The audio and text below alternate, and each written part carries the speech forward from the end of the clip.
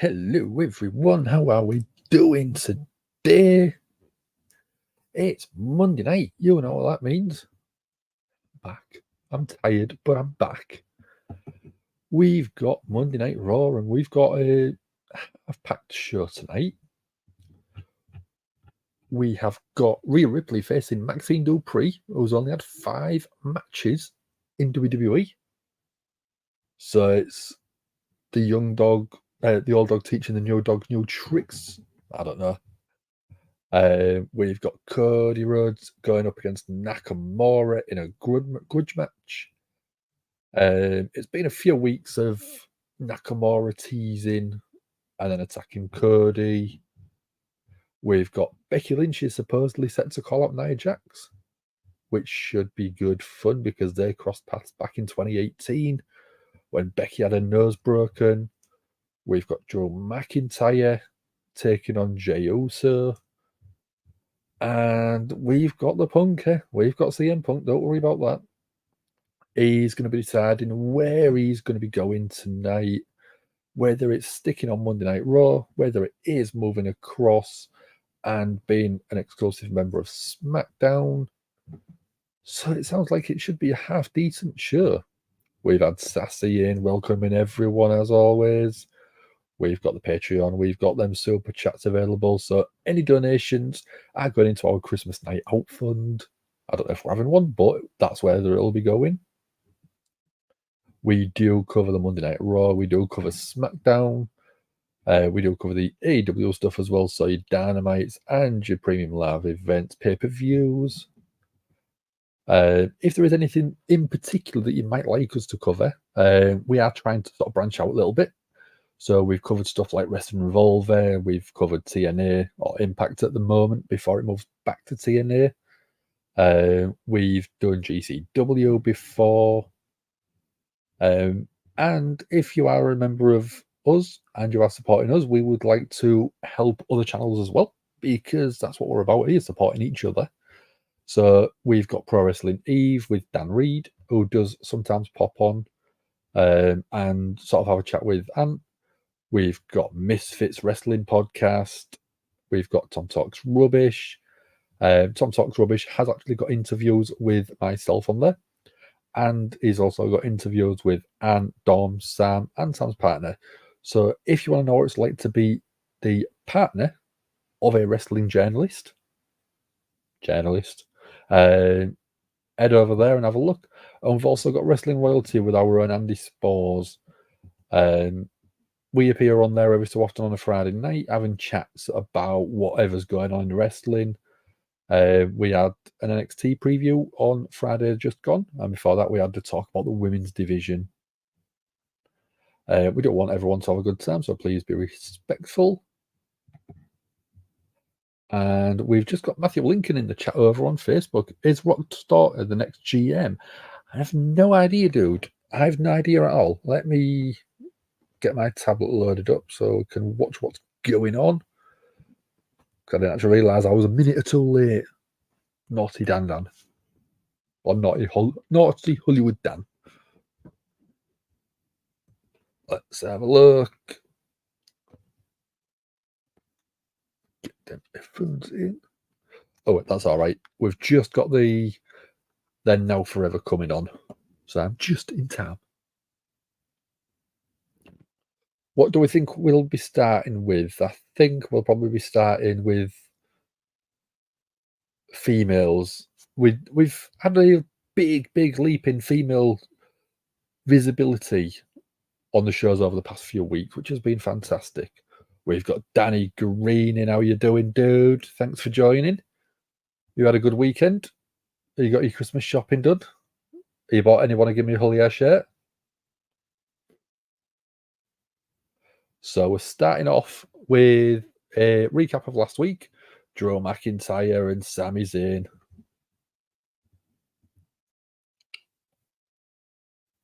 So Drew thought that there was a like. Sami's saying they're not alike. And first commercial break. I've got my snacks, don't worry about that. We've got Waldemar, how you doing? Brock Lesnar.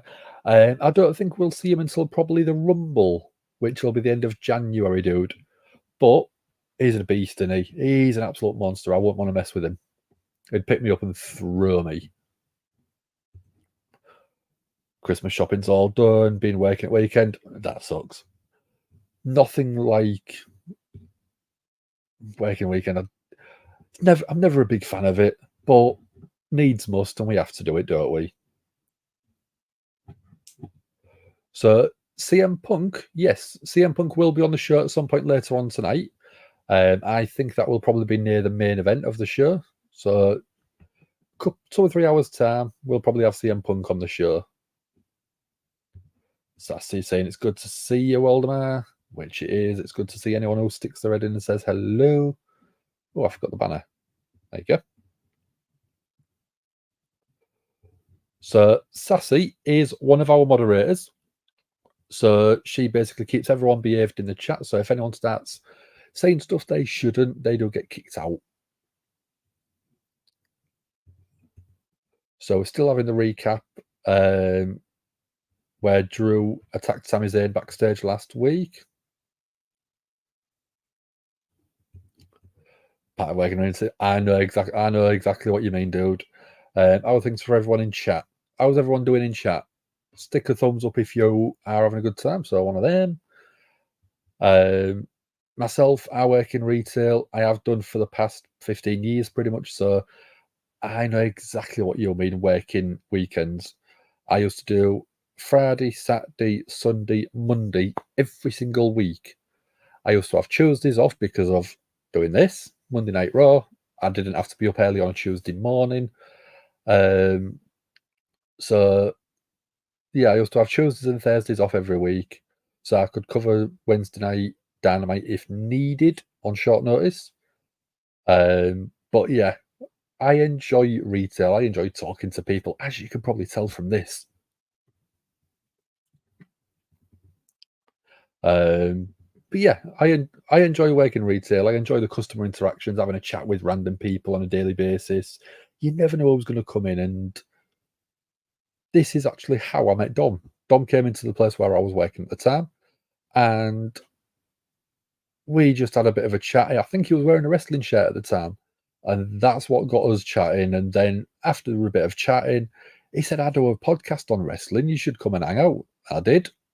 After a while, he was like, "Do you fancy coming on and having a chat and doing everything?" Yeah, go on then. And 3 years later now, I'm still here. I'm still covering Monday Night Raw. I'm still the only crazy enough person to do it every week. There we go. We've got some pyro. Having Anthony as a customer in the shop you work and introduced you to the channel. Yeah, Dom was the same. Dom came in. I did work in a mobile phone shop, but Dom was more interested in getting a pair of earphones. But he got the earphones. But yeah, I mean, it's surprising where 3.5 years ago I was not a streamer, I wasn't a member of a podcast. Oh, we're starting off with Jey Uso, main event, dude. Brock Lesnar is better than Cody. Well, it's a bit of both. I think Cody is a great performer, but Brock is just a beast. Oh, Jay's got the yeet back. So he might be allowed to wear the t-shirt, but they can't copyright it. Yeah, supposedly there's been a bit of a controversy there. Wasn't allowed to copyright the word yeet. Wonder if Seth and Becky visited Maxxine and Rhea.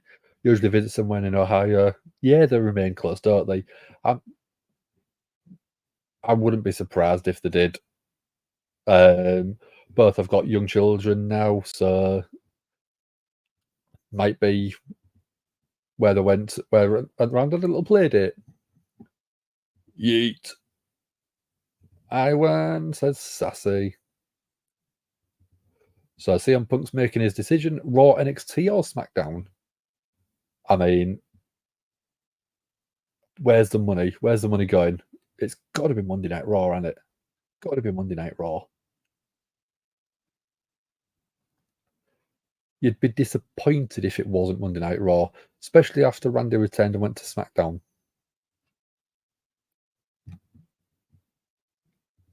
Yeah, kids are 6 months apart, so there's not a great deal in it.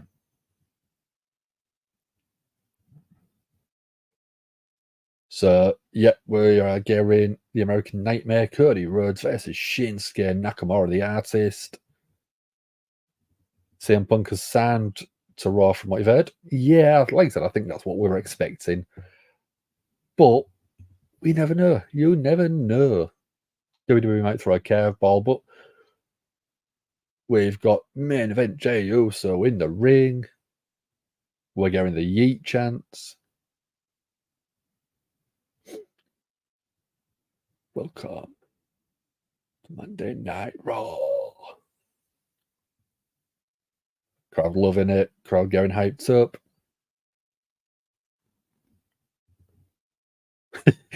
He's got the yeet back. Is excited about that? Yep, obviously. Of course you would be. Punk signs for Raw and Seth becomes number 3 behind Punk and Cody. Yeah, pretty much. Pretty much.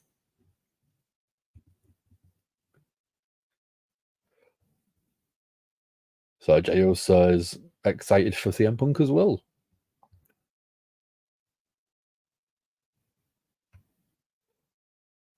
Jey Uso saying we lost a real one.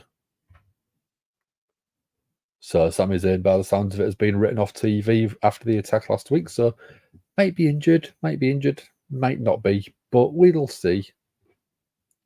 Oh, we've got Sami chant now. Sorry, but Brock is better than Cody. Like I said, I agree with that dude. Brock is an absolute monster. He's so scary. Brock brings eyeballs because of his stats outside of wrestling with stuff like the UFC. Cody, as a wrestler in a better career development with the business, arguably better than Brock. Both legit, 100%, both are legit. Cody went completely independent and built his character back up, which was a brave move to do. Drew McIntyre did it there. Well, we are getting Drew coming out now. Scott Psychopath is back, yes. Are you loving this version of him, Sassy? Because he's not, there we go, he's normally wearing his leather jacket. I don't know why, but why do the bad guys always seem to wear leather?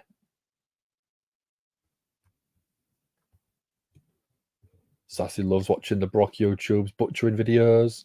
Have you seen the Baron Corbin stuff? The Baron Corbin stuff's all right as well. I've been watching a bit of them. You can, when we get a match, Hassan. We don't know who it'll be first. Drew McIntyre says locker room's in a big enough of a state with Jey Uso in it.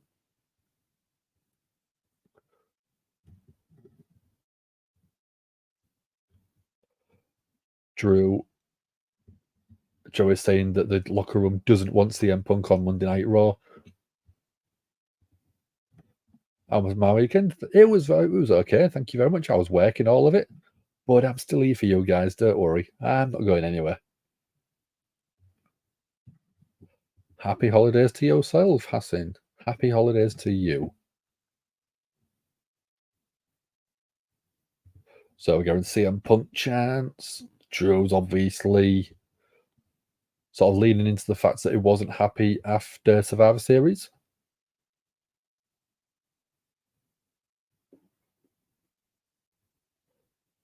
So Drew wants to talk to Sami, especially while Sami's at home.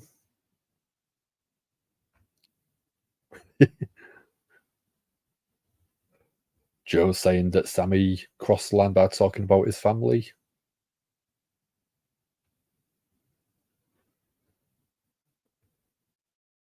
So Drew is wanting the apology from Jey Uso still. Joe says to the crowd, "Do you want to keep booing me if I'm wrong?" Crowd boo louder, obviously.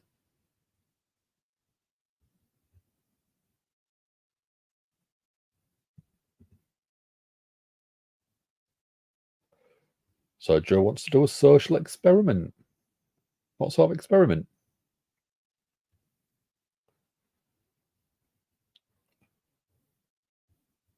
So Joe is talking about wanting an apology for wanting revenge.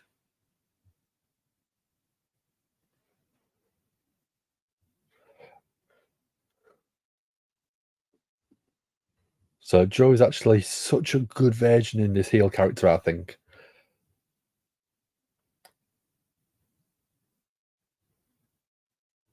The way that Drew is playing this character,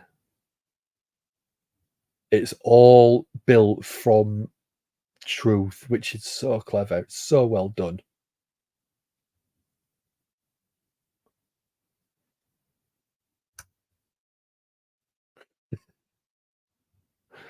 Jey Uso saying that Jey Uso saying that Drew can't dance.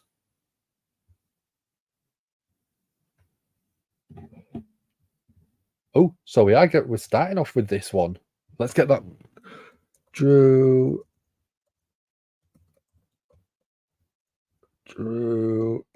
McIntyre versus Jey Uso. Let's get this going for you guys. I didn't actually think we'd get it this early because I thought this was going to be near the main event stuff.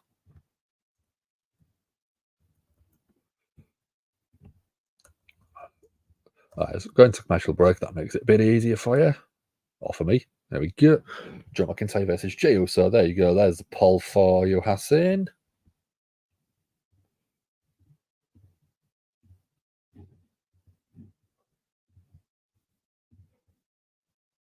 So Sassy's saying happy holidays to everyone in chat. Hope Santa treats you very well.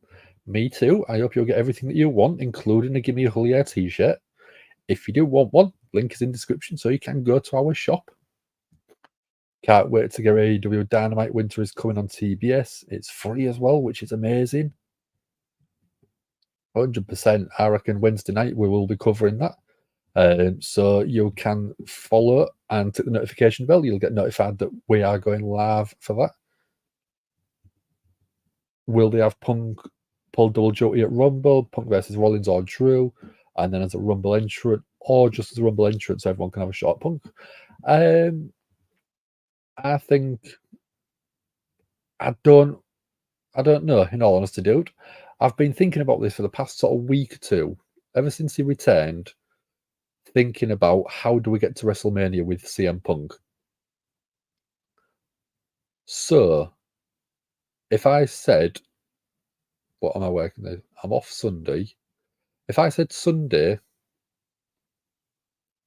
we do a CM Punk predictions video for WrestleMania, or the storyline up to WrestleMania, and a few others, would you be interested in that?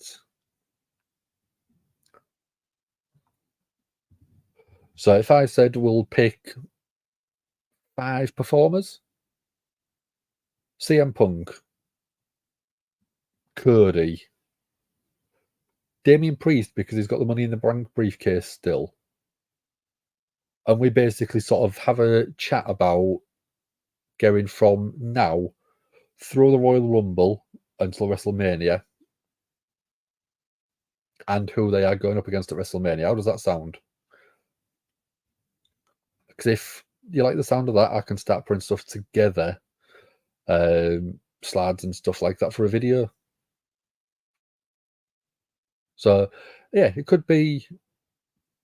Or what about a predictions video for 2024? Sassy's using her custom emojis that you can only get by being a Hull member.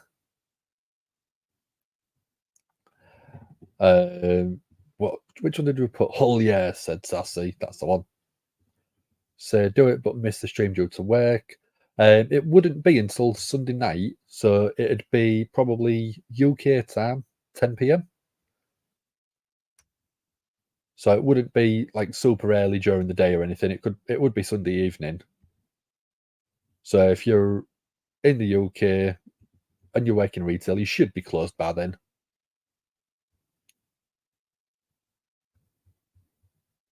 So back on Monday Night Raw, we've got Jey Uso versus Drew McIntyre. Bit of a grudge match. Not as big as the one that we've got later on with Cody and Nakamura. We've got the Yeet King in the ring. We've got the Scottish Psychopath. Drew with a big, big knee and a clubbing blow to the back. Are we doing the top 10 wrestlers list? You're doing yours for now for men and women. I don't know. I do not know. I think we should do. And I've also got another sort of list type, not a list, but another idea of sort of wrestlers of the year. So it could be like babyface of the year, heel of the year, stuff like that. Match of the year. So I am going to be chatting with the guys over the next few days because I've got a few days where I can sort of put stuff together. Might catch the end of it, finish at 11 in town centre. Okay, not a problem, dude. If we decide to do it, or if I decide to do it, I might do it on my own. I might put it back a little bit later if needed, because I think I'm off Monday. So you might be able to. So Drew standing tall at the minute.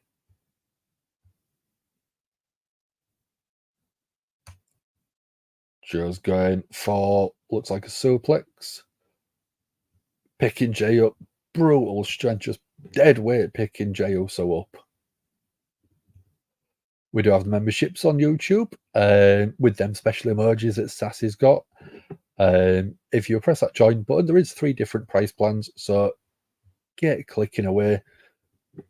All of the subscriptions that you do, all the memberships that you do, go straight back into the channel just to keep us sort of paying for everything, really.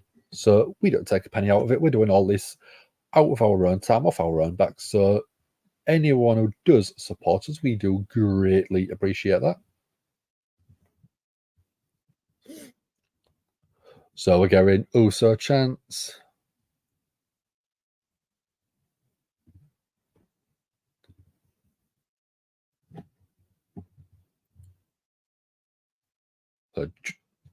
Drew eating a couple of right hands and chops. But Drew fires back with a big elbow of his own.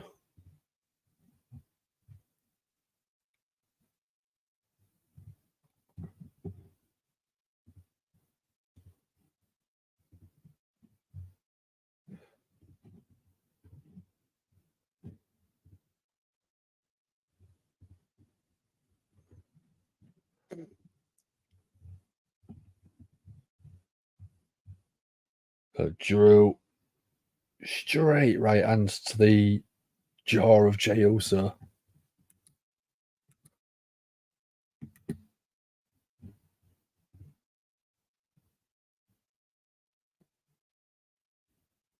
Drew's been sort of very slow but very methodical in these this attack that he's doing.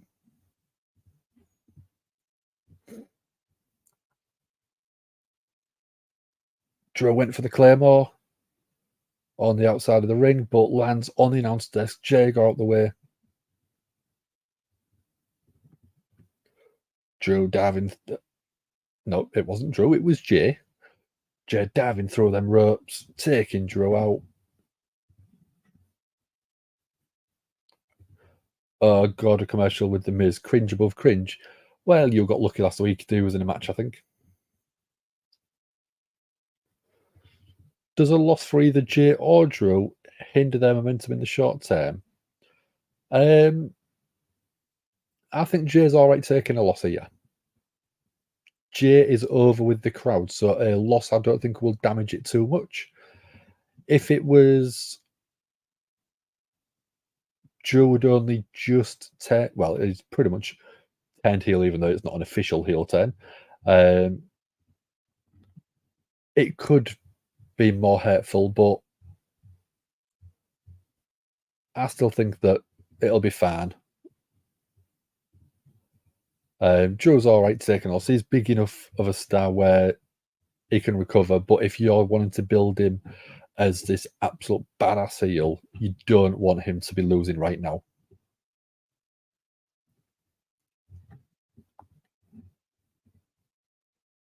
So yeah, I think Drew's Jey Uso is perfectly fine to take a loss. He won't suffer too much, I don't think.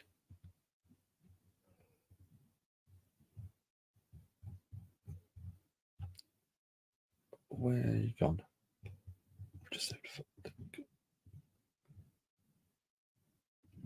Miz was the reason you got the flow. Did you see him on the screen and run outside and tried to get away from him, Sass? I mean, I wouldn't put it past you doing that. So if people have been keeping their eye on interviews lately, there was a great interview with Timothy Chalamet, who is the Wonka in that new film called Wonka, playing Willy Wonka in a bit of a biographical film. I think it is. I don't know. I know it's not a real character, but you know what I mean. And Timothy Chalamet has come out and said that the sexiest accent in the UK is the Hull accent. So, yeah, Timothy Chalamet. I know it's completely not wrestling related, but it's Hull related. So that's why we're having a quick chat about it. We've been said we've got the sexiest accent. Do you find this one sexy? I don't think so.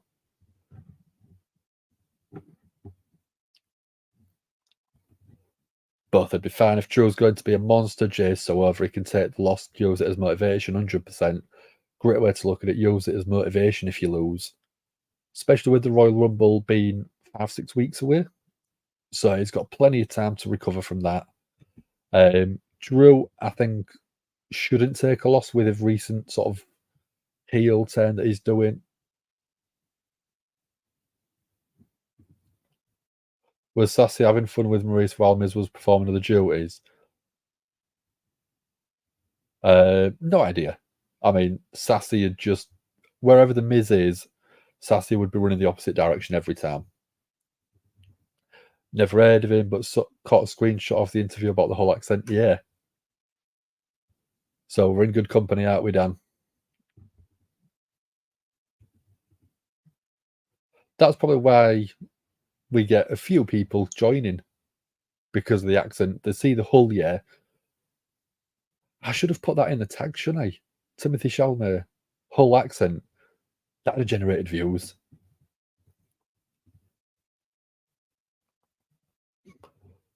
So we've got Jey Uso on the top turnbuckle. Drew's just sort of being punched off. Legs caught in the top, so Drew nut goes up, grabs Jey Uso, drags him off the top turnbuckle.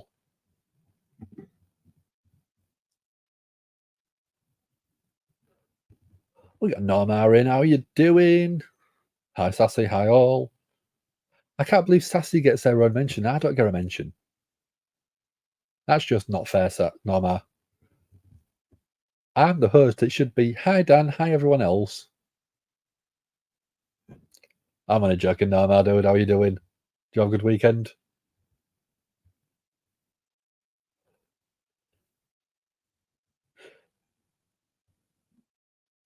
Michael Kohler said he does not recognise this version of Drew McIntyre. But you have got the Scottish psychopath name for a reason. Jey Uso fighting back. That one had a bit of a right hand, bit of a sting on there. Drew looks like he's setting up for the Claymore. kick to the midsection from Jey Uso there. That's better. That's what I like. Hi, Dan the man. You could be talking about yourself there, though. I know Mar as well, says Danny. I've just realised we've had a commercial break and I forgot about your snacks. That's all right, I'll do them at the next one. So Jey Uso with a beautiful Samoan drop, went for the pinfall, only got a 2 count.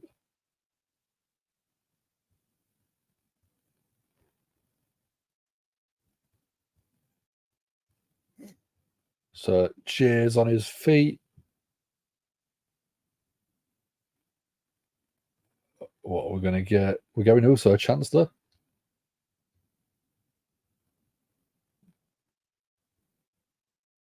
Jay went for that rear attack, but Drew got out of the way.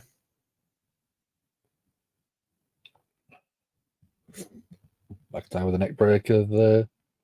Sassy's plotting on her way to get Moxley wrapped with a bow under your tree. Using a couple of them custom emojis. How could we get Moxley? What about a cardboard cutout?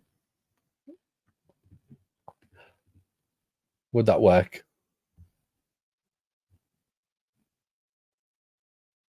Drew's counting down for the Claymore. 3, 2, 1. Went for the Claymore, runs into a super kick and another one from Jay. Jay's going up high. Uso splash, but Drew got the knees up. Drew, Thunder Shock, Future Shock DDT. Pin 1, 2. Kick out last minute at 2.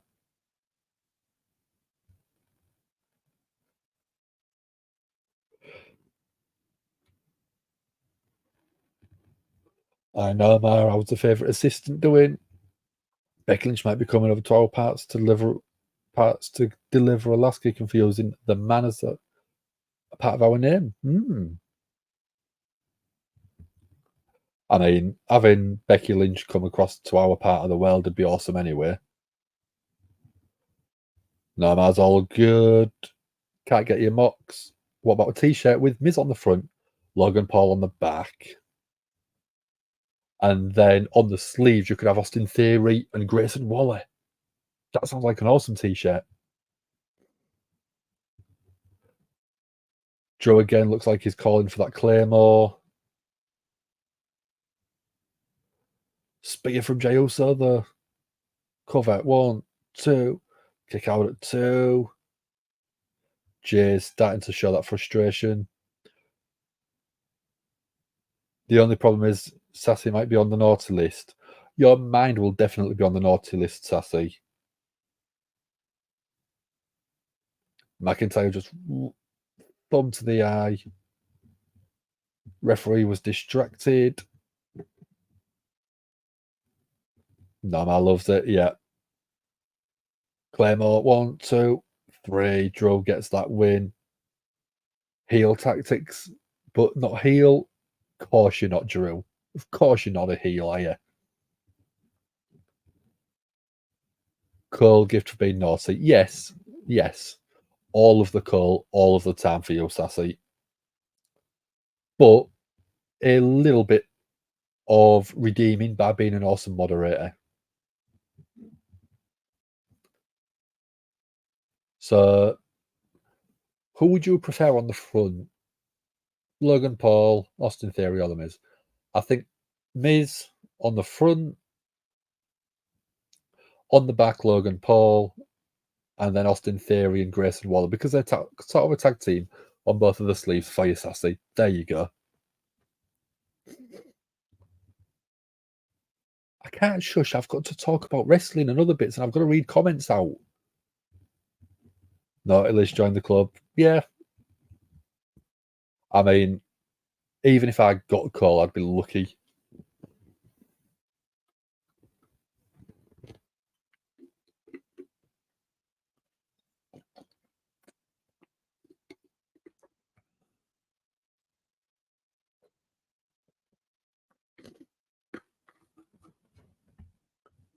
Sassy's going, no, Punk Anthem is on front. Okay.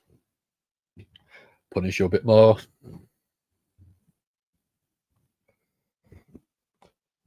So, yeah. Oh, I forgot. Don't need that banner on anymore. I can end that poll.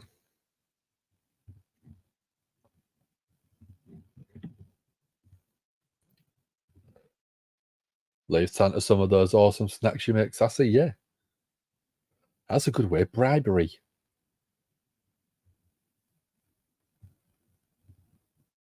Did people watch NXT Deadline over the weekend? Did you see Punk show up with the Hitman shirt?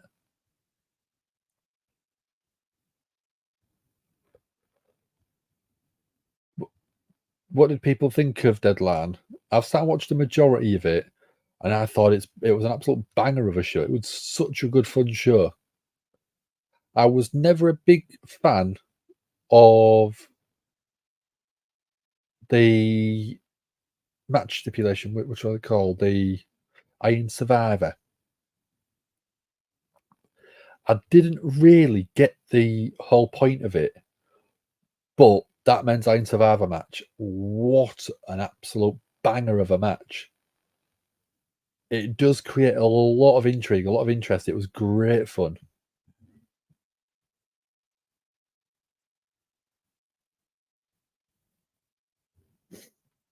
Sassy made some beef and turkey jerky today. Oh, send me some, Sassy. Send me some. Yummy.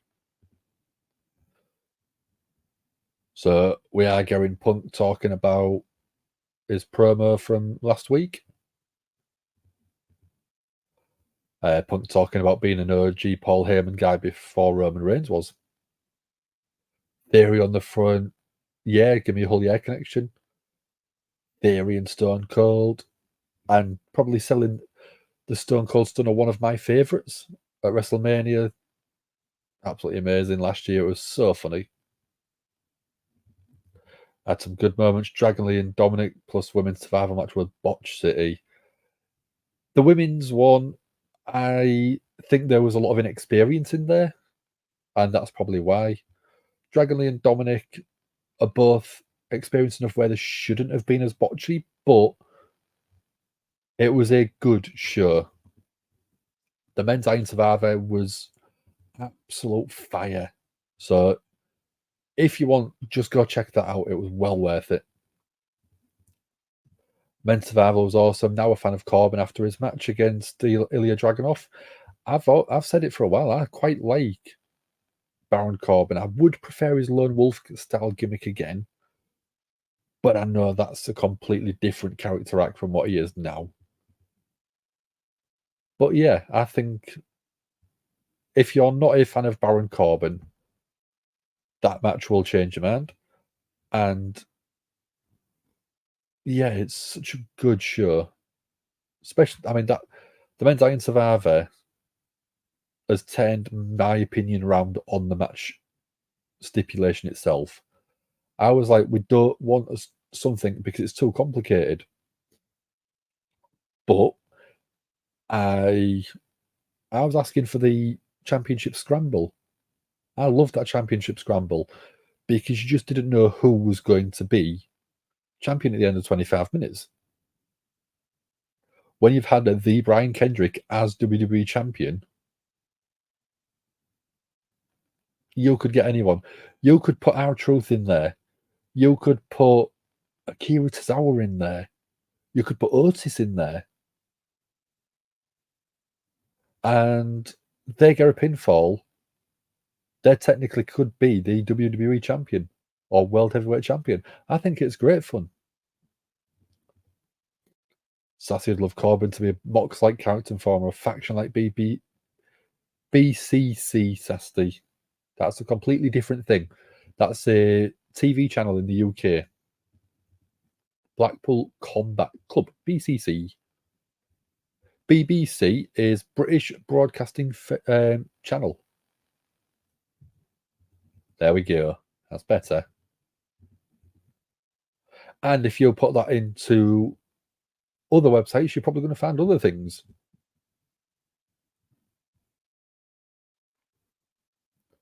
So, yeah, we are on commercial break. So, that's snack time. So, I'm going back to my usual stuff. I've got my pepperoni, as always. I have also got what are called fridge raiders, which are little bits of roast chicken. You only get about 6 pieces in a bag, so there's 3 separate bags in there. This is a controversial one because of the name. On the front of the pack, it says seafood sticks, but everyone I know calls them crab sticks. And then, just because I've got a lot of savoury, I've got some chocolate matchmakers, which are just basically like After 8 mints, but in a stick form, which are quite nice. You can just sit and pop them all day long, and they go down so easily. Good, Sassy. You love crab sticks. That's the proper name for them.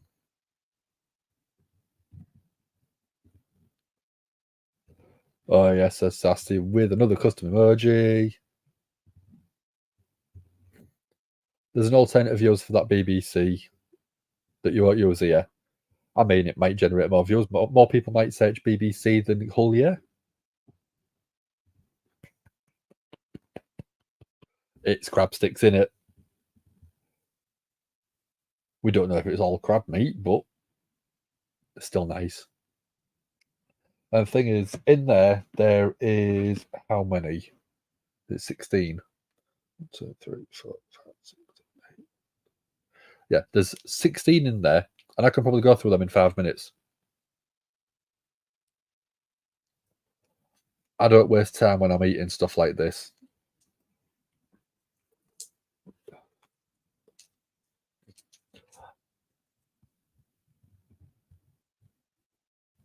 That's what. Yes, I know, Sassy. I don't even need to go into why you might be on the naughty list. So, crab stick. Do you open it up and peel it?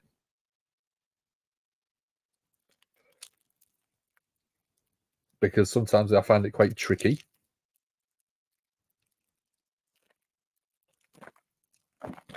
So, to take the plastic off and eat it?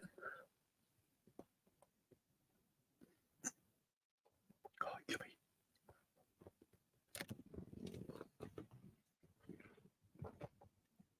Crab sticks are addictive. I know. That's why I just buy a pack at a time and eat them. Is that how you guys eat them? Because I have a bit of an alternative method. So we are getting a Nakamura promo talking about Cody's weakness. He's wanting admiration, obviously. I love this version of Nakamura. It's so well tuned. Nakamura saying he doesn't strive for the admiration. He draws his own destiny now. Nakamura has been reborn thanks to Cody. Oh, I love that artwork. Going for like a anime style comic book artwork. That's really cool.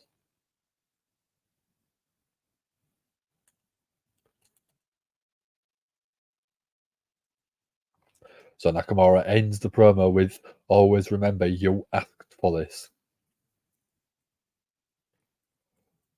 So the reason I was asking how you eat your crab sticks, because I grab mine and squeeze the bottom.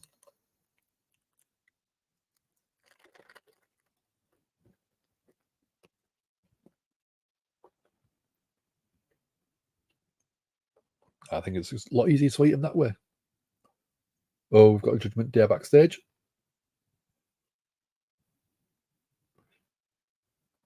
So Balor wasn't there for a week and the Judgment Day's wheels have fallen off.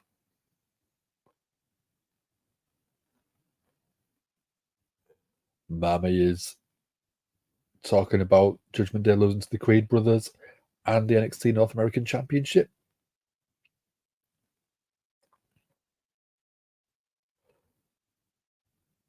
Priest saying it sucks.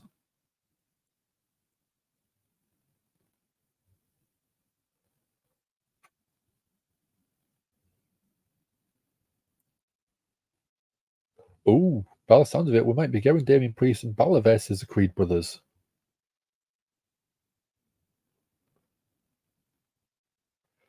Oh, Rhea say it's easier to say you're a leader than being a leader.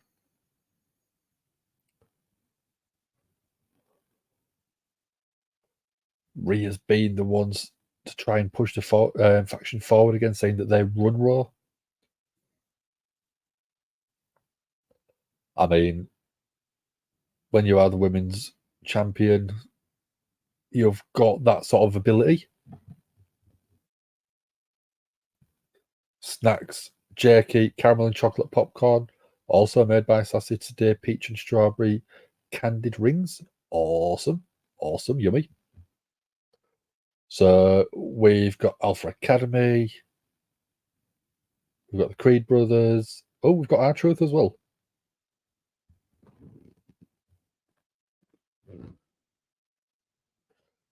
R-Truth being awesome, absolutely awesome, saying that everyone deserves their Easter eggs.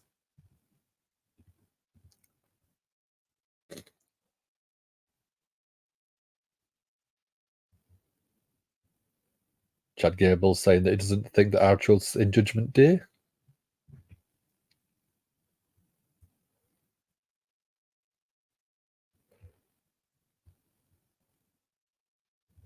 Where's R-Truth got to go? Happy Thanksgiving, says R-Truth. Yeah.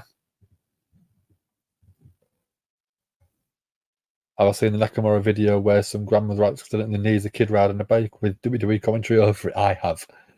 It's brilliant. Any video where you've got WWE commentary over the top is fantastic.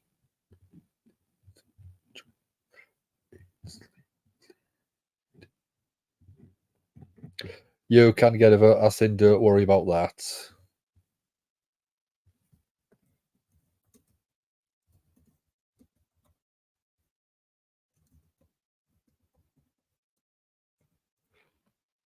Let's get that going for you.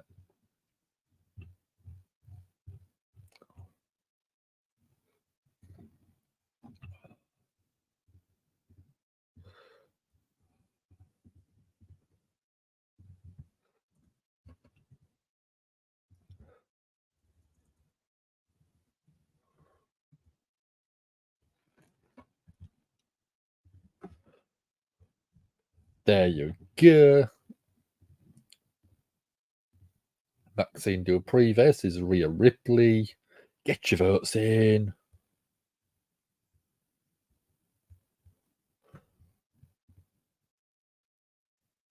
So we've got Rhea Ripley out on the ring already with that title. Looking absolutely beautiful as always. You could show the women, but if it's meaningless and corny, it's a waste of talent.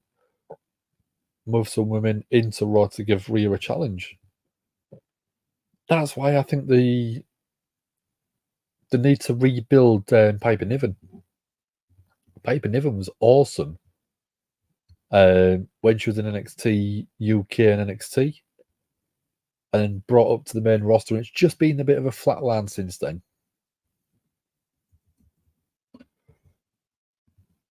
I mean, if we just have a look at the WWE's Raw roster on its own, I know they're probably keeping Becky Lynch away.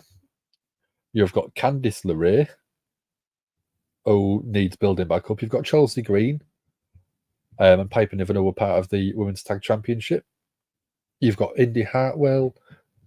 Again, Indy Hartwell is someone I think that could really go up against Rhea Ripley and look legit. You've got Ivy Nile, who's just come up with the Creed brothers. You've got Katana Chance, Karen Carter, who are a tag team, so you could transition the tag titles over to them, and then that allows Piper Niven to separate from Chelsea Green. You've got Liv Morgan, who isn't back from injury yet, but I think we'll probably see her around the Rumble. Natalya, who again could be substituted in for a main event sort of level player while you're building someone else up. Nia Jax obviously is probably someone who was big enough where you could put her straight into a feud with Rhea Ripley and it would still feel fine. You've got Nikki Cross, which, again, I think needs rebuilding. You've got Raquel Rodriguez, and Raquel Rodriguez is fantastic, but I don't think they have that much chemistry. You've got Shayna Baszler, and again, I think Shayna Baszler and Zoe Stark should be a team because they just seem to be a great pairing, good chemistry on screen. You've got Sonya Deville, we haven't really seen featured in anything for a while. You've got Tegan Nox, and again, Tegan Nox again is a fantastic performer and could do with rebuilding a little bit more, I think. You've got Valhalla, but she's more on Eric from the Viking Raiders rather than as an individual performer. And then you've got Xia Li. Xia Li going up and attacking Becky Lynch was good, but it just didn't seem to lead anywhere. So there is plenty of options that you could bring up. Gotta love our truth, says Norma, 100%. Off to bed, not a problem, dude. Thanks for joining. Hope you have a good evening and a good sleep, dude. We've got Misfit in. Not a problem. How are you doing, dude? WWE's completely killed their talented women's talent. Yeah. I agree. Rhea will probably squash Maxxine, but an upset would be very cool. All the tough talk Rhea did, it would make for some great tension in the group. It would be, actually. That's a great way of looking at it, Nama. Sassy'd love the upset, but needs it to be believable. So Misfit like some prayers, 100%. Brother's in hospital with an infection, 100%. Dude, we're sending our best wishes to him and the family. Ivan Eiley's coming out with Maxxine Dupri. Prayers for your brother from Misfit from Norma again. Norma loves Piper. Wish I would remake her as a legitimate badass solo character. Let her have a solo title run. 100%. 100%. So we've got Maxxine Dupri coming out. Nakamura and Cody main event in Raw. Yeah, it's expected, innit?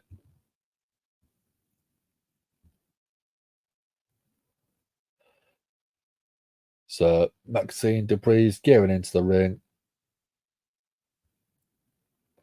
6 matches overall, going up against the most dominant woman in WWE at the moment.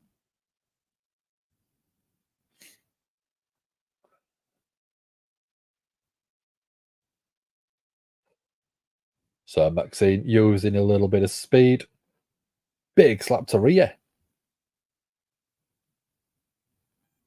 Maxxine tries to get out of there, but Rhea just grabs her. Short arm clotheslines. Punk had the highest rated segment in the month on SmackDown. Not surprising. Not surprising at all, dude. Rhea was looking for something, but Rhea's showing that power.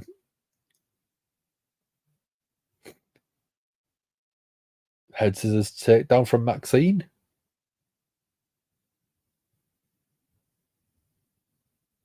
Rhea doesn't look happy and doesn't sound happy. Drop kick from Maxxine.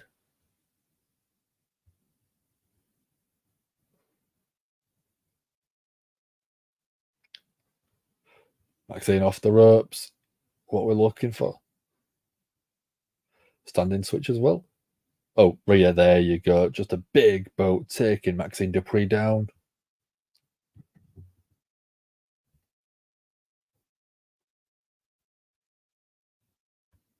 Riptide.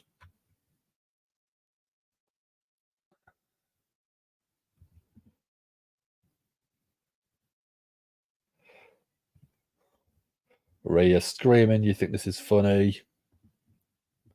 Squash. Yeah. Thank God it's over. Next.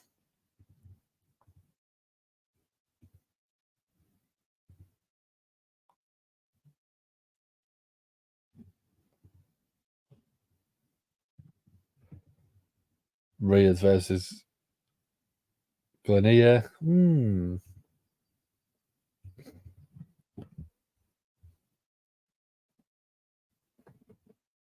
I think my stream is a bit fraction behind.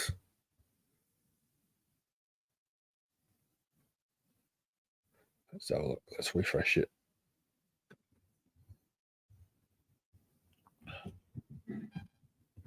Bad news for Sassy. The Miz will be on the show. Yeah.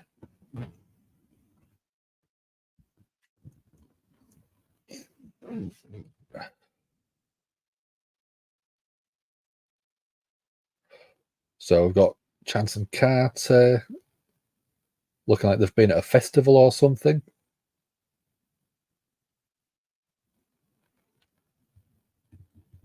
We've already been talking about Miz today, Misfit, because Sassy's always going to be on Santa's naughty list because of her thoughts about Moxley.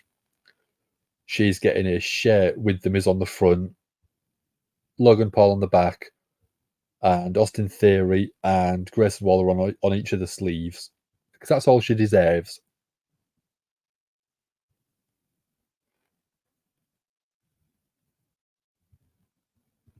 Sassy's happy.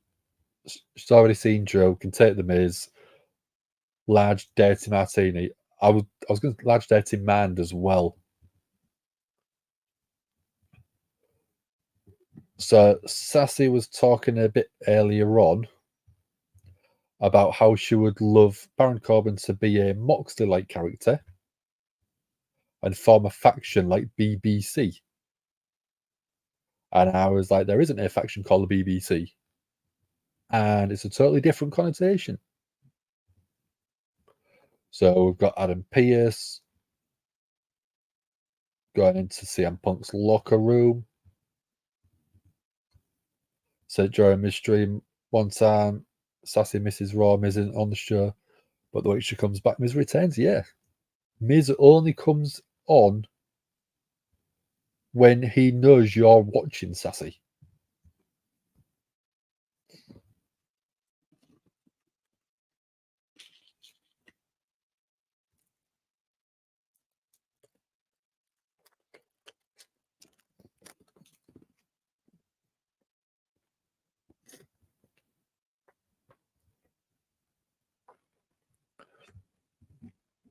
Did I end that poll? No, I didn't end that poll. I thought I ended that poll.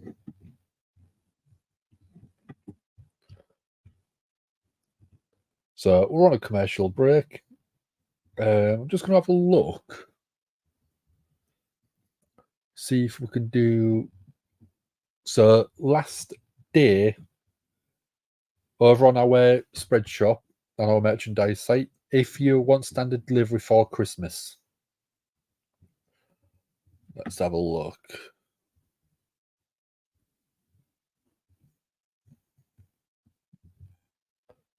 By the looks of it,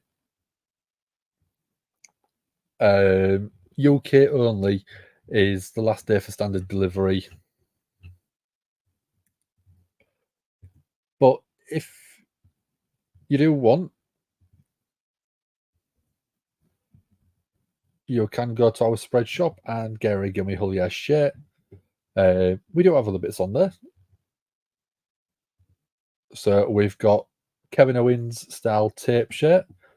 I don't know who the guy is, but he's the one modeling it for us. We've got Bullet Club, not Bullet Club, NWO. I'm a bit older. If you want Bullet Club, we have got Bullet Club though. And if you want to be old school, you've got Hulkamaniacs. So you can grab all of them, and you can grab all the same stuff on a baseball cap, or even a hoodie, or t-shirts. We've got plenty of options available. So if you don't want anything, you can head over to our spread shop. I have just popped the link in the chat for you. So you can go across there. There is other designs available as well. So check them out. If you want to order anything, tweet us, send us a photo of it, and we'll share that out for you.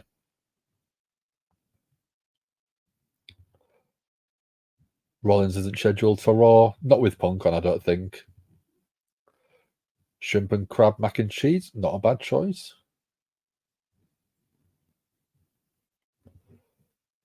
Week before Mania, Raw is in Chicago. Odd that there's no Raw listed the week of Mania. Probably not yet, but I mean, they're probably.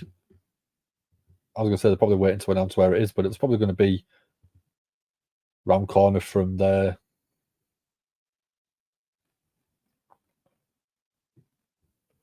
Milking that money. I'm trying to milk that money out of people because we need to get our spread shop built. There's no Raw listed for the week of Mania. I mean, Monday, April the 8th, it's on the screen at the minute.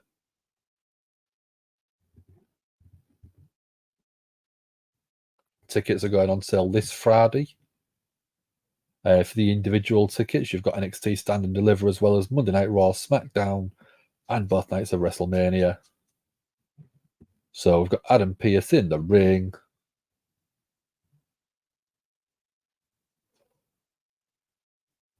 So Adam Pearce is saying that his advert for a sales pitch is over.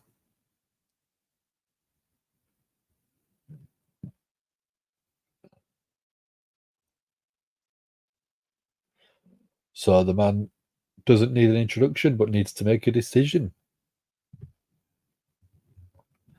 Get ready for Judgment Day interrupting Punk. Yeah.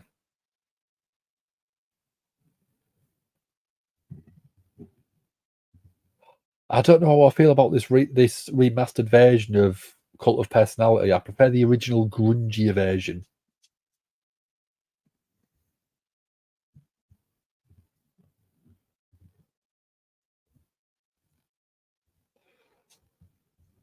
I do quite like the tongue-in-cheek T-shirt Hell Froze Over.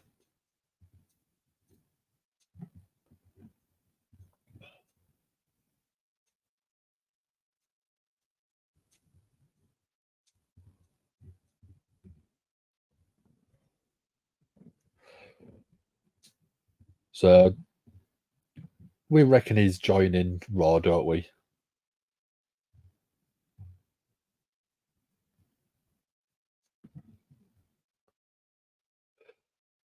So I've just had a quick look. The two people in the ring, Adam Pearce and CM Punk, have actually gone one and faced off against each other. But it was 17 years ago. Yeah, 17 years ago.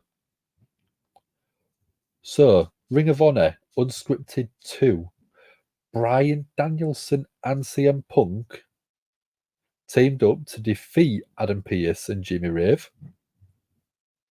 And then in New Japan, Bobby Quantum, CM Punk, and Samoa Joe defeated Adam Pearce, Brad Bradley, and Toru Yano.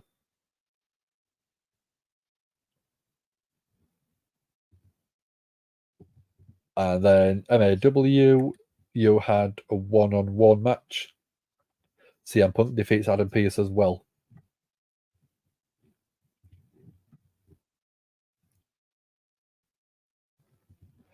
Punk is set to be interacting with Judgment Day and Gunther. And the video of CM Punk and Cora Jade, yeah.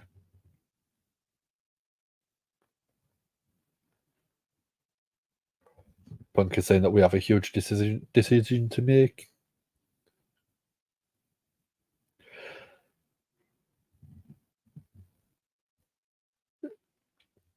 Punk says that he's being consumed by this decision because he loves the guys.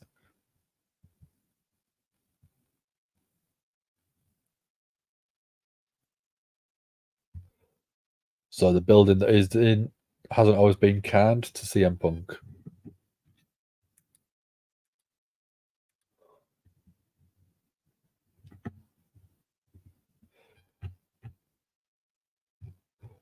So he's facing stuff head on. It debuted in that building. Okay.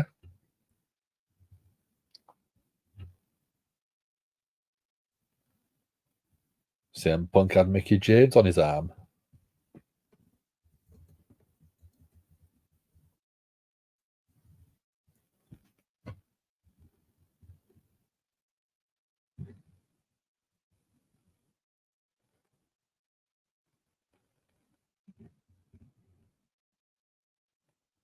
So he went back, he learned how to love it in OVW.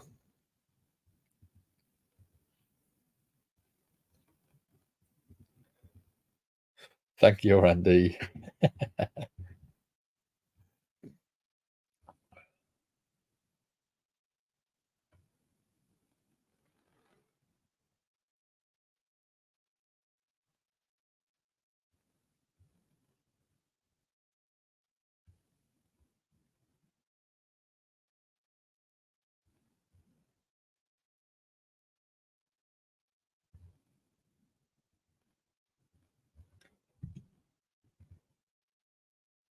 Oh, Cleveland, Ohio. Yeah, I forgot. Yeah, I didn't realize I was in Cleveland.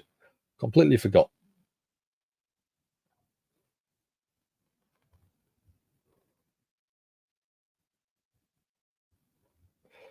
Punk is saying he's focused on the future, he's focused on the now, and he's focused on everyone in the building.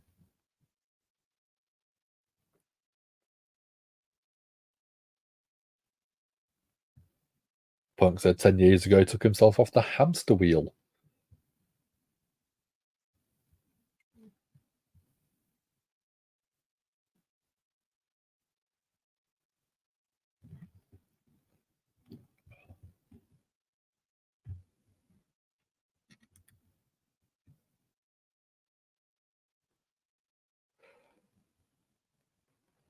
So Punk's talking about seeing Roddy Piper on WCW.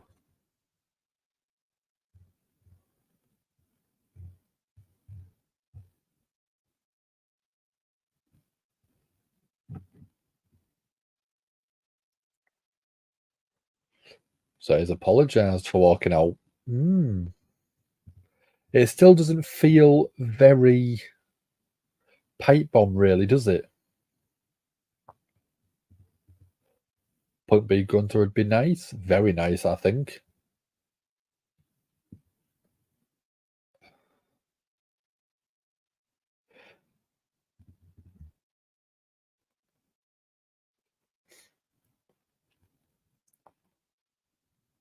So Punk's talking about the different offers that he's being offered.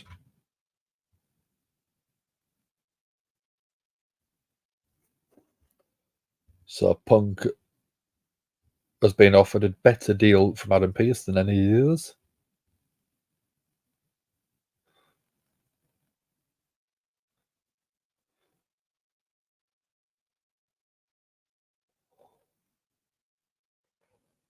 Punk is saying his mind was already made up when he saw Cleveland. He is PC Punk, he is Triple HB, yeah. Punk saying his future starts now.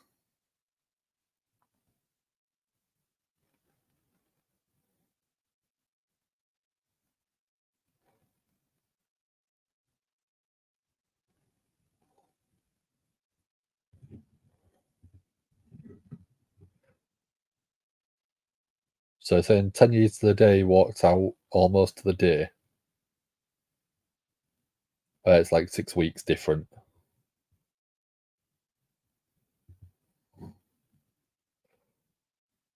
Congratulations, Adam Pearce.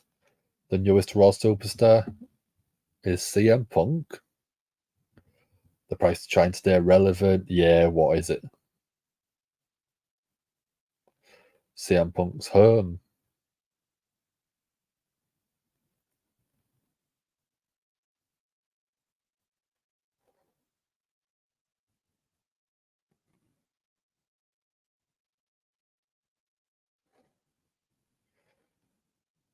There we go. Contract signed. Here we go. It's about to get good with Seth freaking Rollins coming out. I was actually expecting him to play Cult of Personality and then interrupt it with something. When they make enough money, WWE will get rid of him. I don't know. Drip King looks awesome. Ace Queen looking good.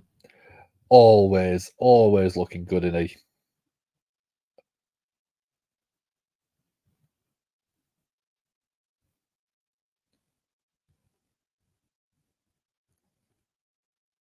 Punk doesn't look too happy.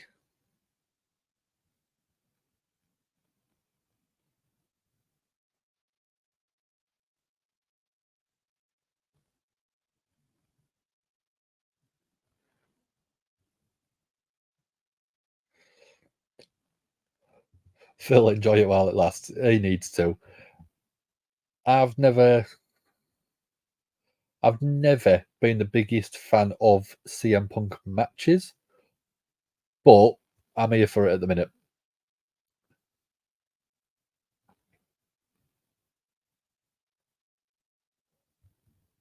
Joining chance of Rollins' song and CM Punk, yeah. Say something. I don't think they need to. The face-off alone is big enough.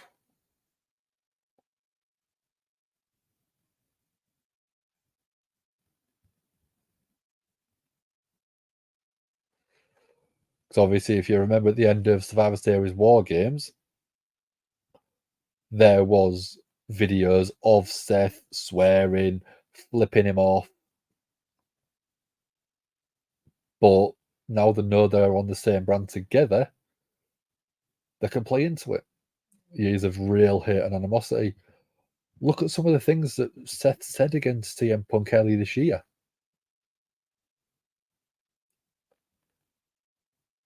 Seth said some very unsavory things.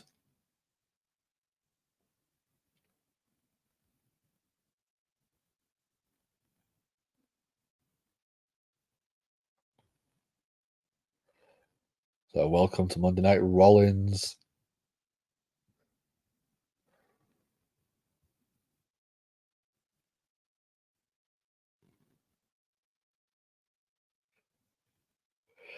Seth says that Punk is fortunate to be in the ring.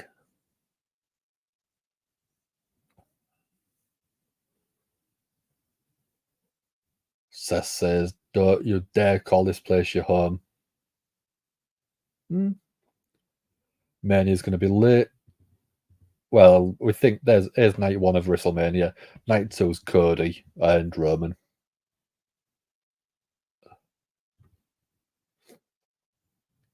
All judge the sneaky and bad things Punk said about the Shield. Yeah, I know.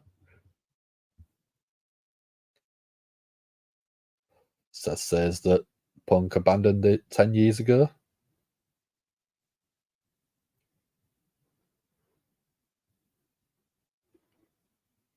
He actively tried to tear it down, slandering everyone in the locker room.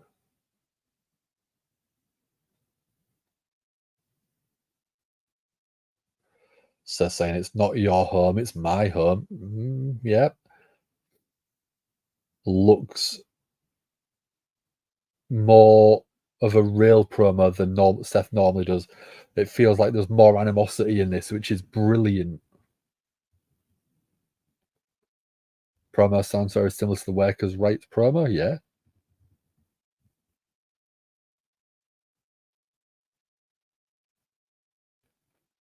Seth says that everyone is his brother and sister, and it's all family.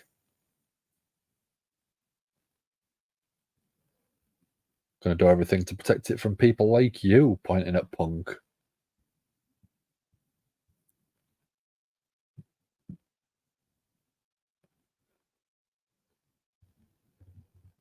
Punk better that the Shield left him.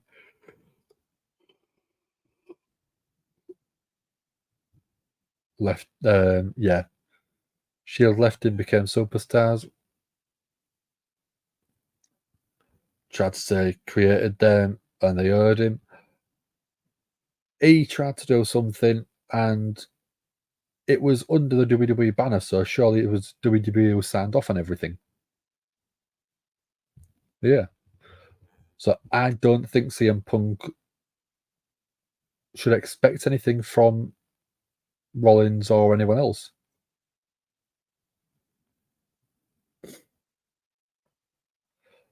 Seth says the truth always comes out. Everyone knows this is your last chance, Punk.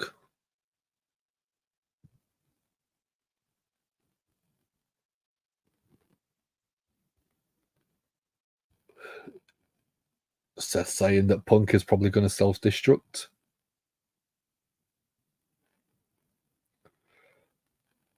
Seth says he'll be the first one to shut the door on Punk's legacy.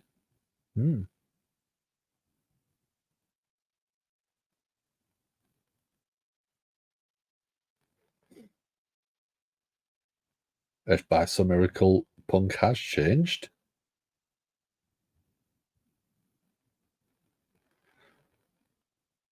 If he has any gas left in the old tank, you might be lucky enough to stand across the ring from Seth. Obviously, they're teasing the Mania match.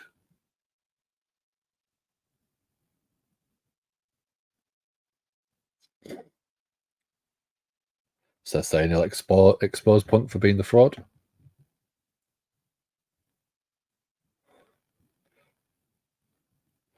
Seth says that he'll run circles around Punk. Punk's going like, here we go. I'm not even super excited about hearing Punk speak. Like I said, I'm past the whole CM Punk hype, in all honesty. I would like to see him have a good run, but I'm not bothered if he doesn't show up anymore.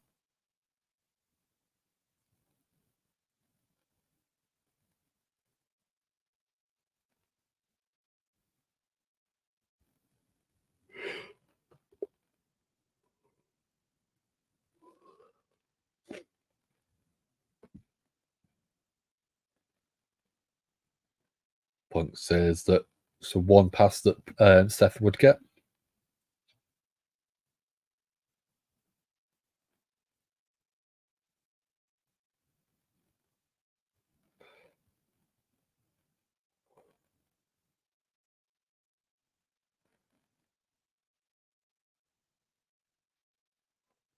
So Punk has officially declared for the Royal Rumble.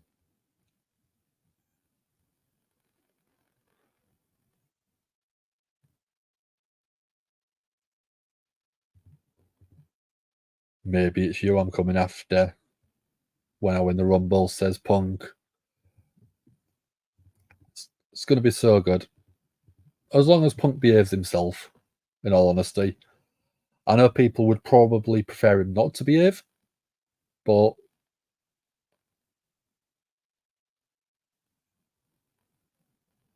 you don't know. I mean, it just feels very. I think it feels very scripted, and it's just Punk sort of wanting stuff.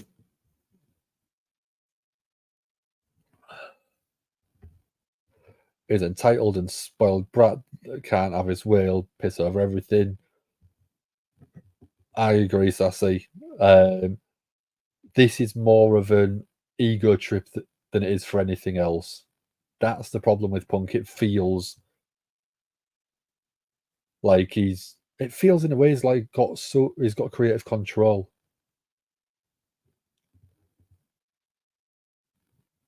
Those people just have no life. What people? They have to script him because they can't trust him. I know, but it just doesn't feel genuine. That's the problem. Even though when Seth was talking, it was scripted, but it felt like there was real animosity because there probably was. Whereas Punk just doesn't feel like he's shooting from the hip like he used to.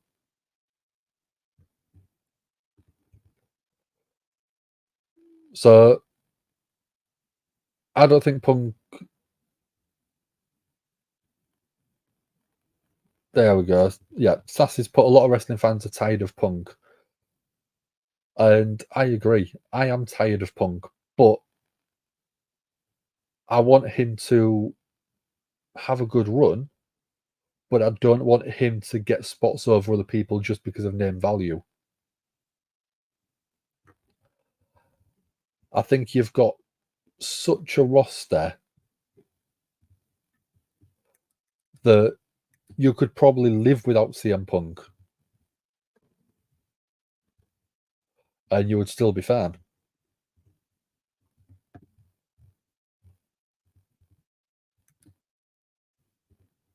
So going Big Bronson Reed versus Ivar. That wasn't announced. Let's get a poll going for you.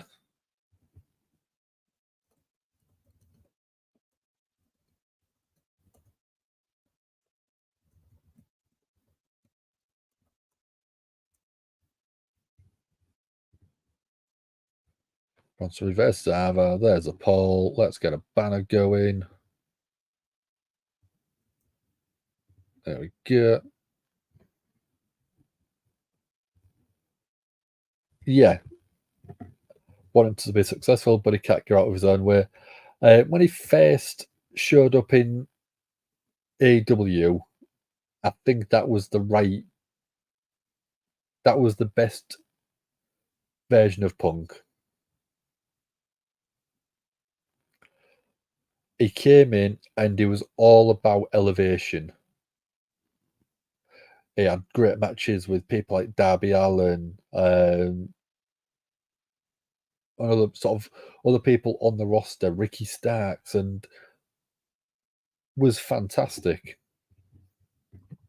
He had matches against Daniel Garcia. I mean, Eddie Kingston was a great one.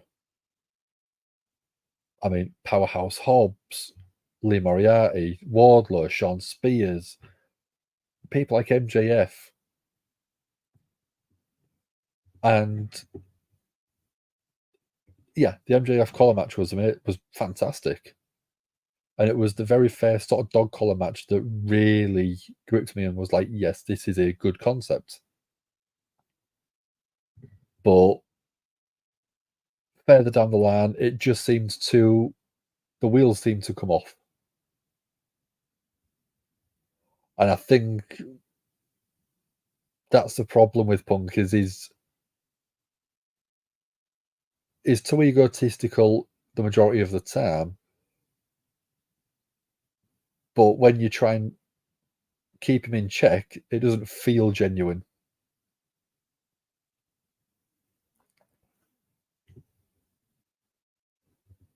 I don't want anyone in any companies to get fired,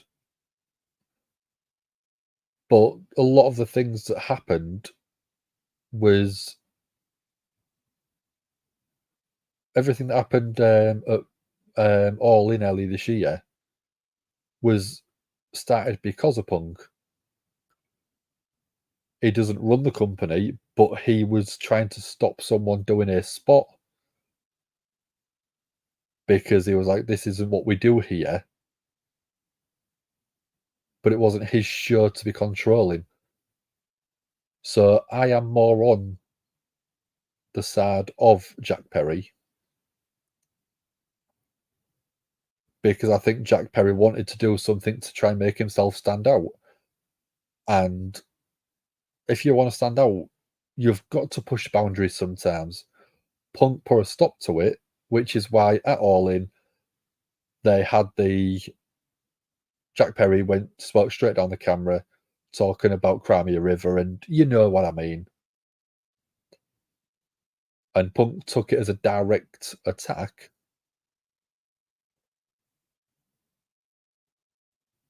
But I think that if Punk could have been a bit more of a, I don't know, I can't say a bit more of a professional because I don't know how it went down. But if Punk had took Jack Perry to the side and had a one-to-one conversation with him and had a chat and said, we want to try and make ourselves different, but we don't need to use glass to stand out,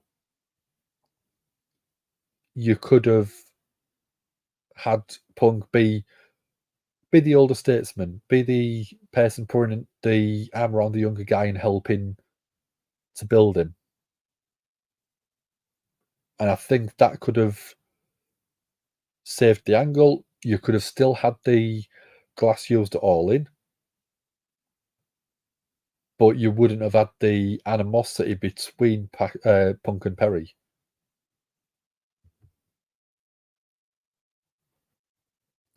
That's just sort of my side of things and my speculation on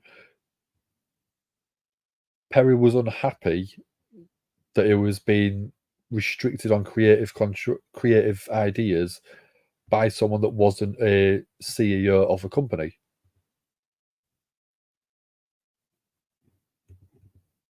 And Punk's gone from AEW, they're still having issues backstage because of issues like this.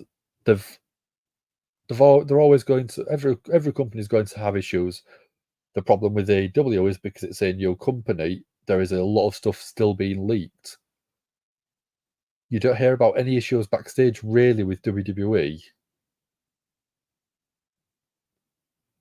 Mainly because they keep everything under wraps.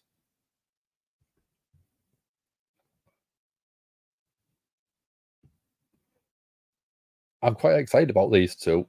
Bronson Reed and Ivar, two big guys. Both very athletic. Bronson Reed just bulldozing Ivar.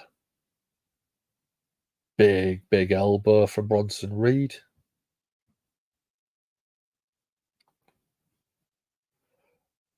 Right hands from big Bronson Reed.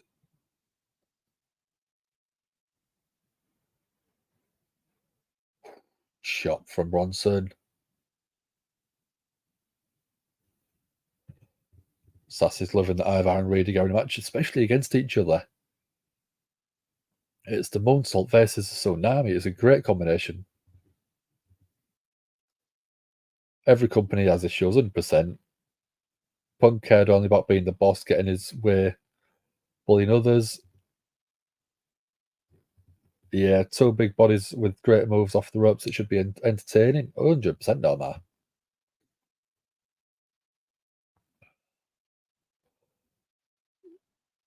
So both guys off the ropes. Double clothesline. Massive humanity. Ivar's rolled to the outside. Bronson Reed's gone to the other side, I think. Yes.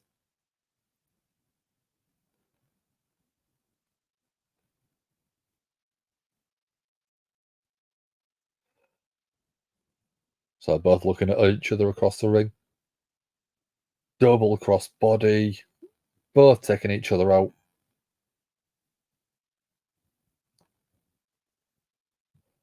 So commercial break. So I'm just going to go back to Sassy's comment about Punk wanting his own way and bullying others. And I always get reminded of the Triple H CM Punk promo where CM Punk says, this isn't CM Punk talking, this is Phil Brooks talking to Paul Levesque. And you had the reply from Triple H saying that Punk is only interested in bettering the business when it's bettering himself. And that just to me rings very true back then, AEW, and now. Sassy followed Ivar in the Indies. He's a great talent. Yeah.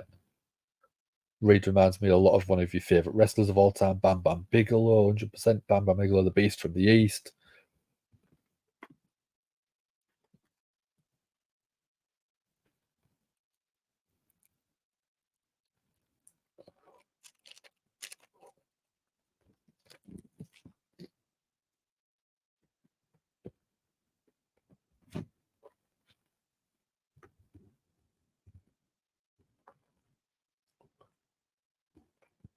So we are on commercial break still at the minute. Let's have a look.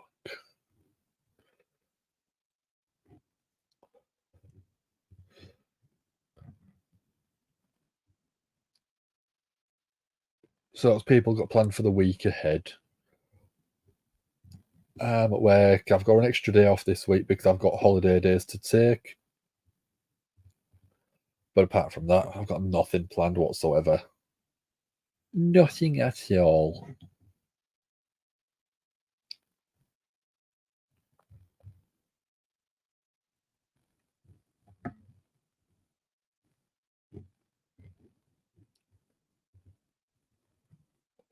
So I've got, like I said, I've got a few ideas for videos in the future. I'll just bring it up.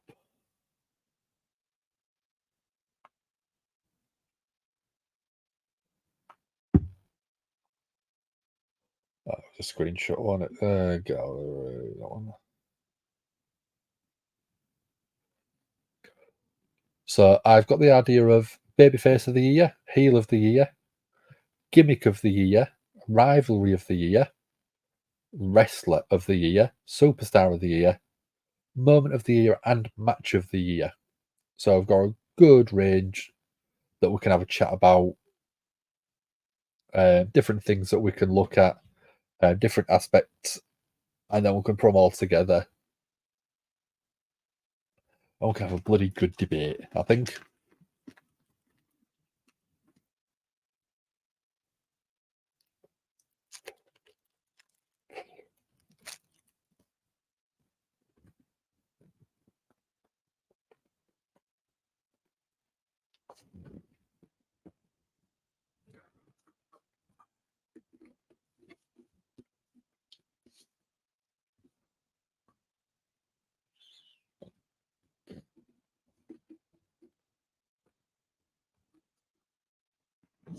Sit down Spinebuster from Ivar, beautiful.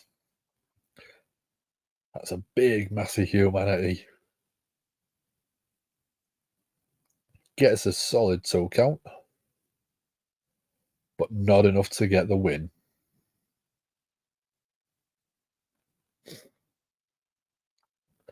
Ivar looks like he went for a Bronco Buster.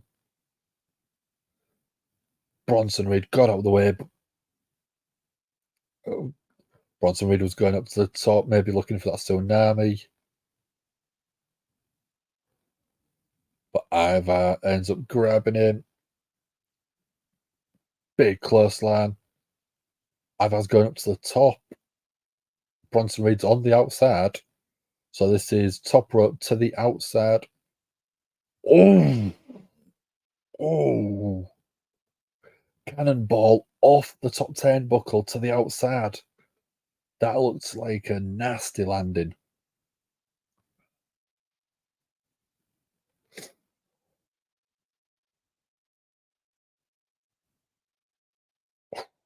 No, thanks. Ivar back in the ring. Looks like he was holding that back a little bit. Ivar climbing up to the top inside the ring, but Bronson Reed's meeting him. Right hands from Bronson.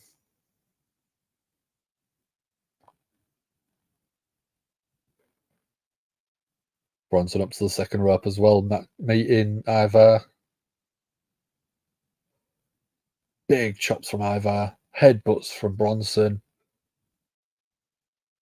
What are we going to go? Bronson Reed stood on the top turnbuckle. Going is so, so perplexed. 1, 2, 3.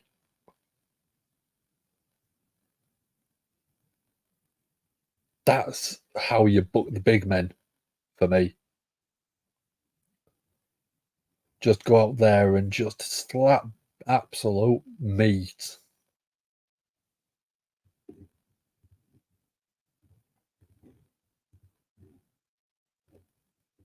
That was scarily impactful.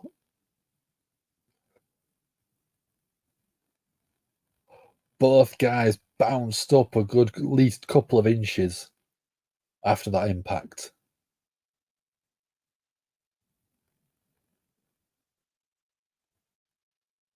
I didn't go anywhere near as long as I was hoping, but I was still entertained.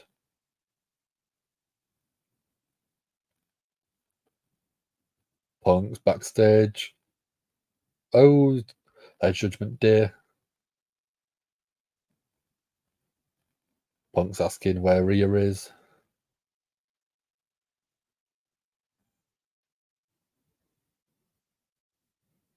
Damien Priest wants Punk to finish the story.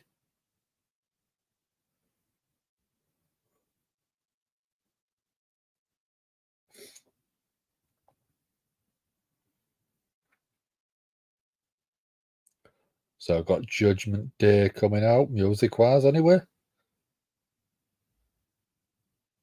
Oh, what are we getting? Full lot, probably. We've had Rhea already tonight, so...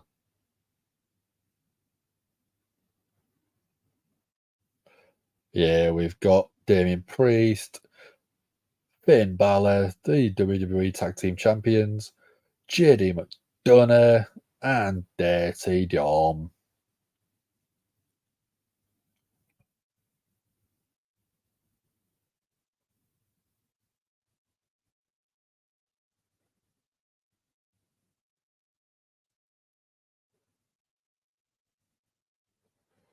Good match, said Sassy. Yeah, it was a very short match. I'd love to see them get a proper pay-per-view match and get a good solid 10 minutes back to back.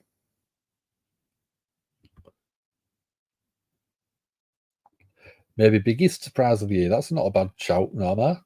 That's a good idea. I think the biggest surprise of the year would be CM Punk returning at Survivor Series anyway. Is Rhea or Damien getting kicked out of Judgment Day? I don't know. I think if it was up to me, I would have Judgment Day lose the tag titles, or once they've lost the titles, then have Damien Priest cash in and win. And if you want to know more about it, I'll probably be talking about it in my predictions video for next year.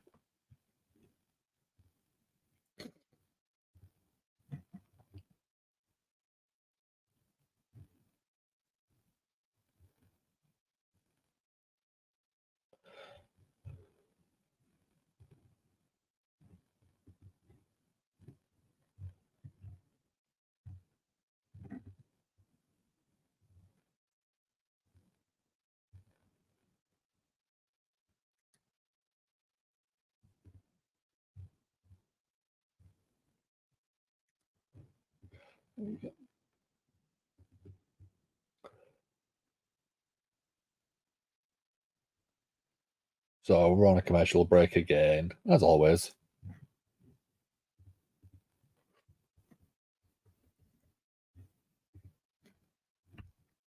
So,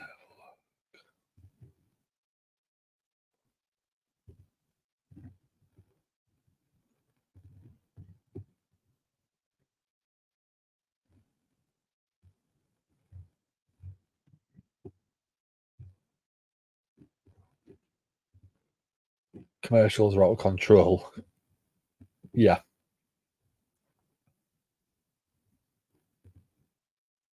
I think Punk winning the title by WrestleMania, Rollins will lose to him. I was going to say I quite like a couple of different ideas, but I've got my ideas. When I'm off Wednesday, I might sit and type a load of stuff up, predictions wise.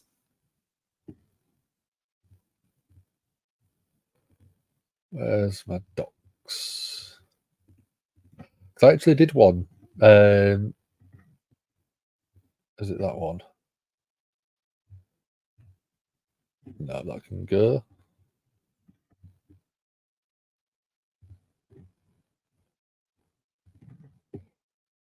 Yeah, I actually did a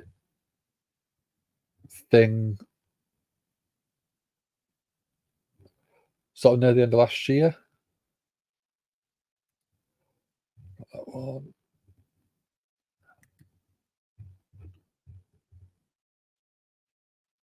Where you gone?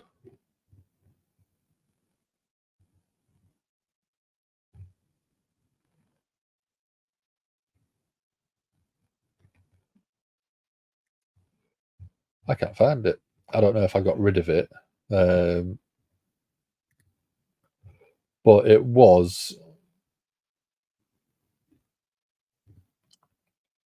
basically my sort of predictions for the start of the year.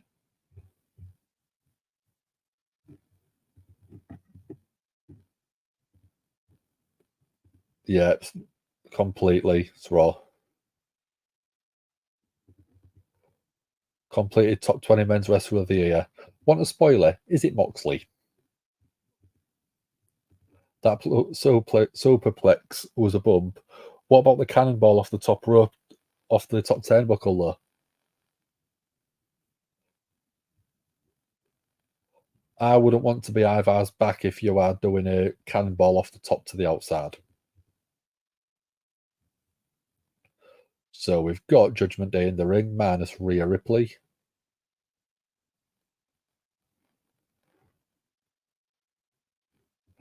Highest Shield member is 6. Oh, okay.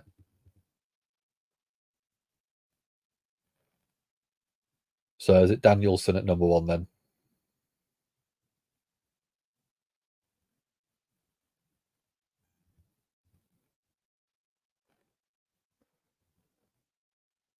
So all around for the Judgment Day and all around for the only two-time undisputed tag titles.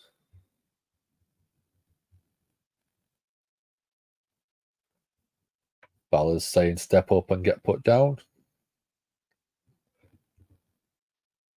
Highest is 6, so Moxley is number 6 then.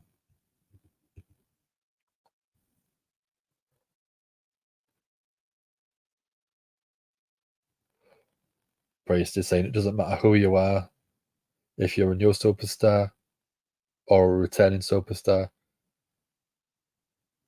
you're all put on notice. Yes, I thought Mox would be 6. Dorm's getting booed out the building as always. Mox is 6, yeah.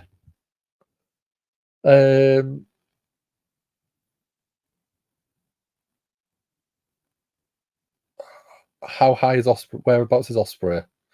Osprey should be quite high. Here we go. We've got our truth coming out.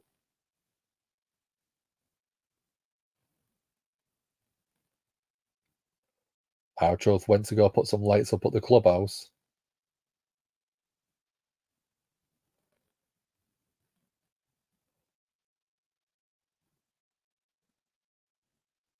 How can you have a holiday party? How can you have a holiday party without invitation?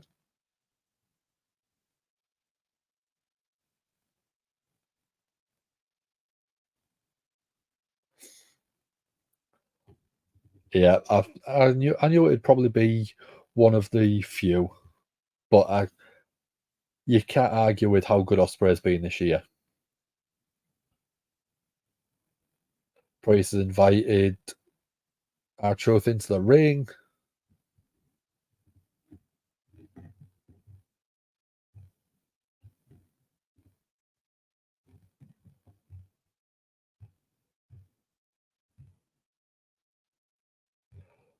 Our truth's got some ideas.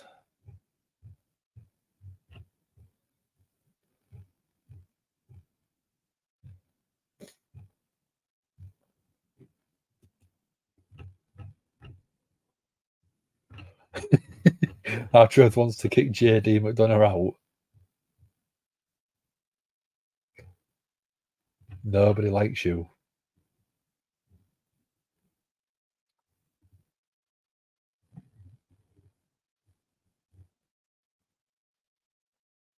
Our truth is saying to Damien Priest he's got to stop calling himself the boss.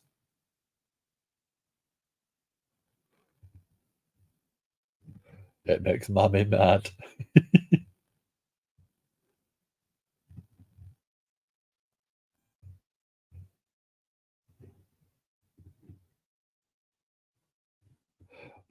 Your list includes indies. Okay, not a problem. There might be a couple of people I don't recognise. Balor likes him.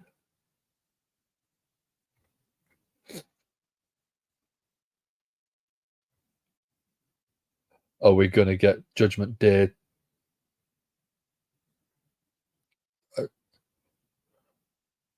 A Judgment Day going to attack R-Truth. There we go. Everyone loves R-Truth except Damian Priest. Big clothesline. So Judgment Day all attacking R-Truth. Oh, we're gearing the Creed brothers. Creed brothers coming out to make the save. It's 4-on-3.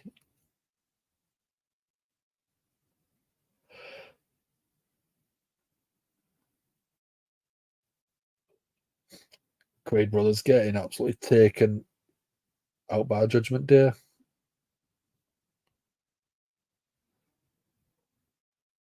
Julius Creed. Double suplex to Dom and JD.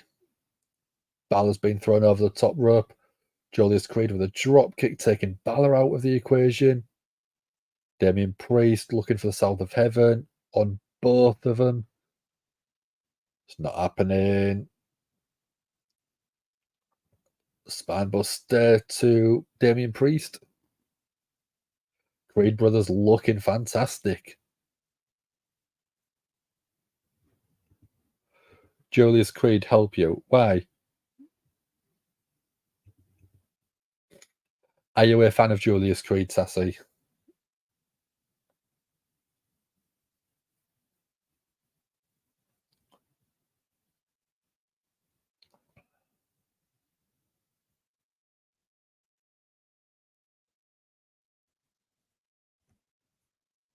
Ooh.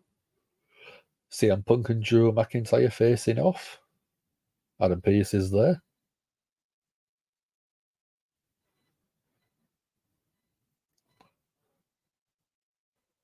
Joe doesn't care about CM Punk's story or Cody's story.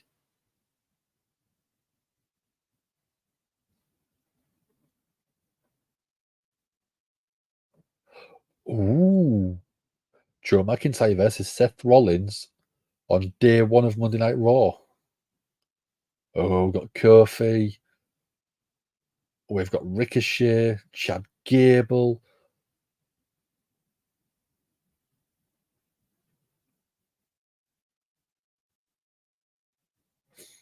What are we going to get? What are we getting? Ooh, Pierce wants to talk about the Intercontinental title. I think he said.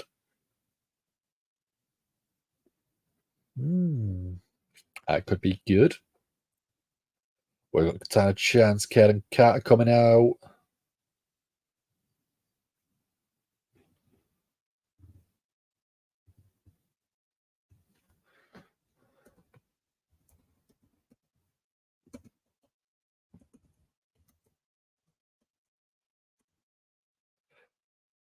So Chance and Carter always going up against LeRae and Hatwell.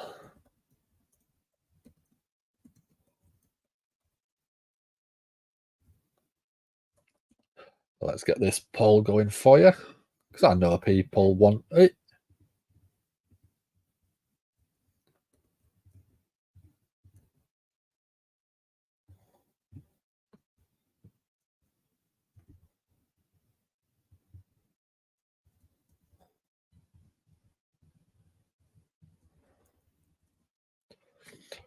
Well, and LeRae, Carter and Chance, there you go. I knew someone would ask. It's done for you, I said, don't worry, dude. Glad to help.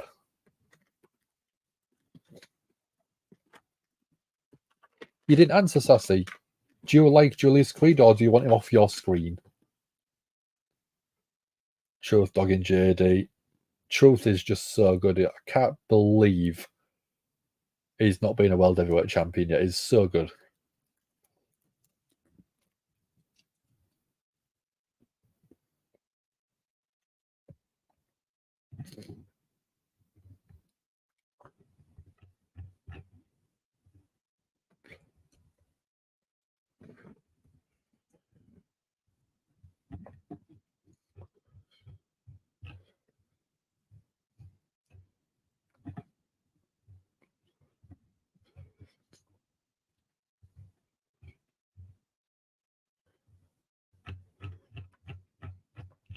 So again, we're back on commercial break.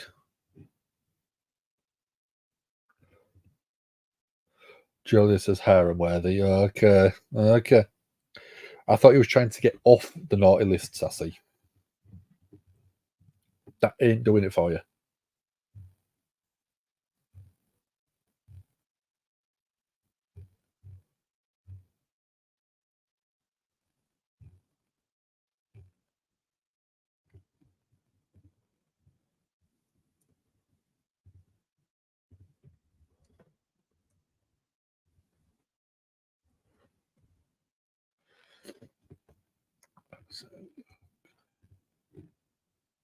So what happens when you tell the truth? Well, I mean, Sassy can't help but tell the truth, but the truth normally gets her in trouble.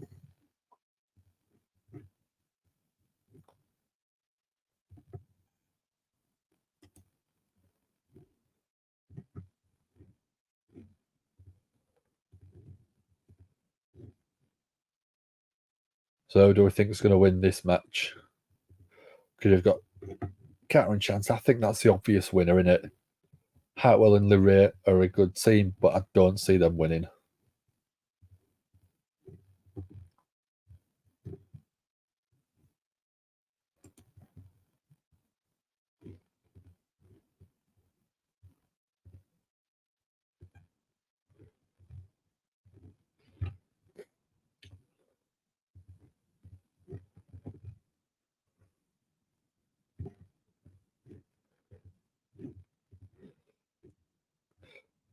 Truth sets free all kinds of stuff. Yeah, I agree with that. But the truth can also get you fired, like it did with Cmpunk. So I know, Sassy.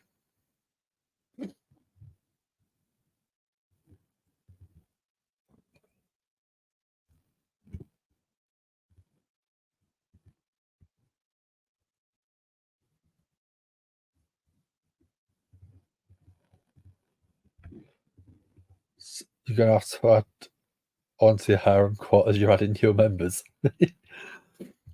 Yeah, always yes.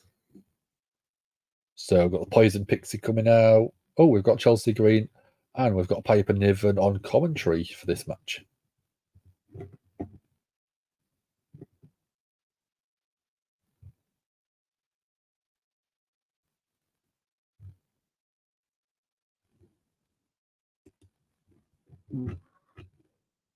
Oh.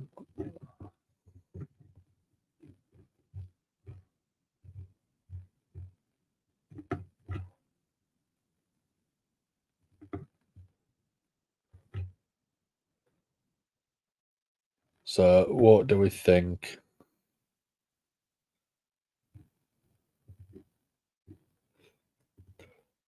With Punk, not truth but delusion. Well, he believes it's the truth. That's the problem, I think.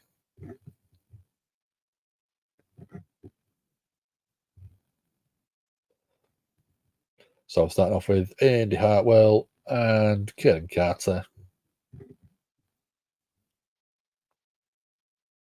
Andy Hartwell just dancing away there.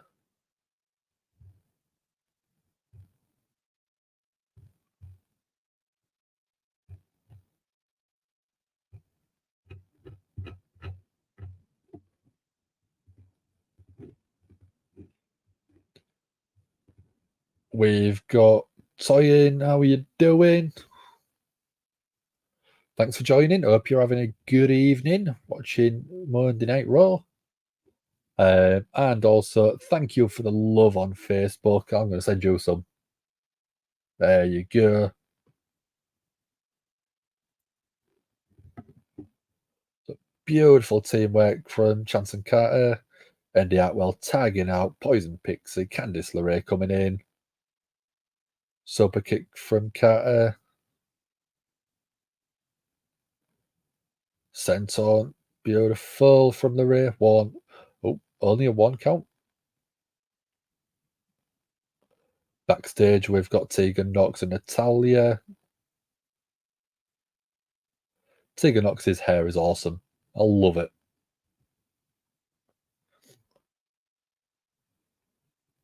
Beautiful from India. Well, and Candice LeRae as well. 1, 2. Tiny chance breaking up that pinfall attempt.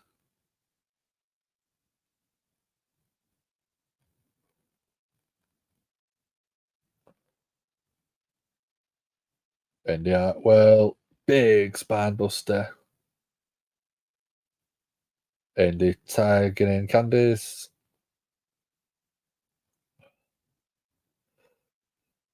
Beautiful. Oh, no. Chance got the Carter got the knees up. Beautiful, beautiful kick.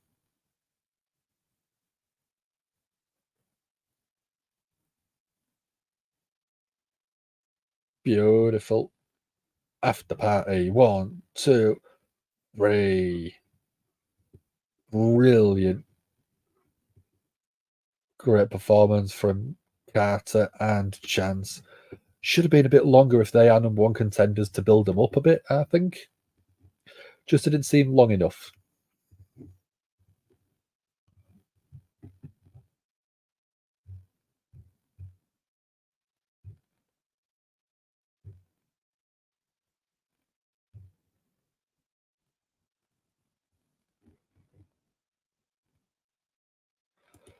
So got Ciampa and Gargano backstage.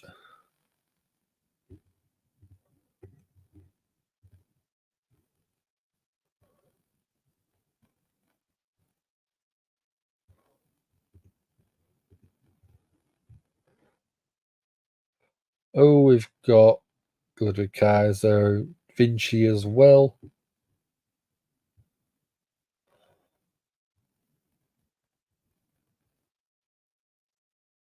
So who will team up with DIY to take on Imperium?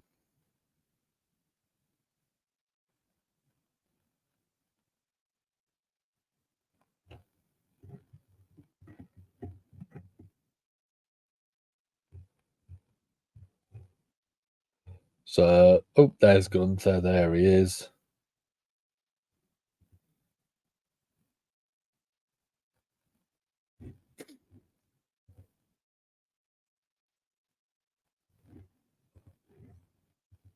Who do we think it'll be?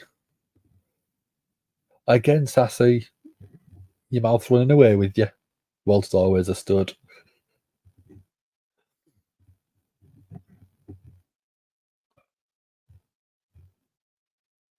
Oh, there's Becky Lynch. Oh, you've got Nikki Cross just stood in the background, doing nothing.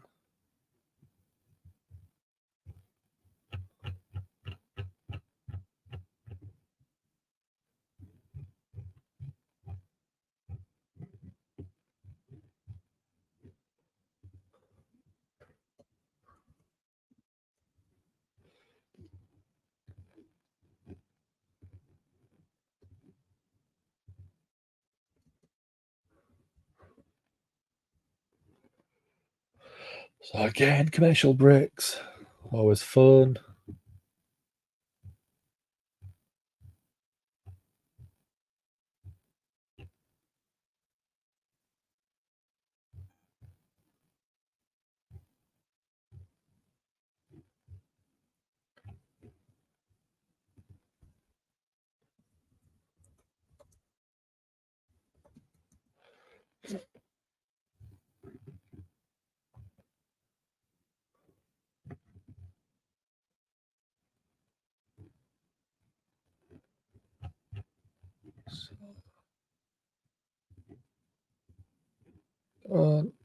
Can you get a vote? We haven't got a match on at the minute.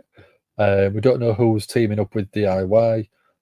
We haven't had them come out to the ring yet, so I'm not sure who it'll be. But once we do, I'll get it sorted for you.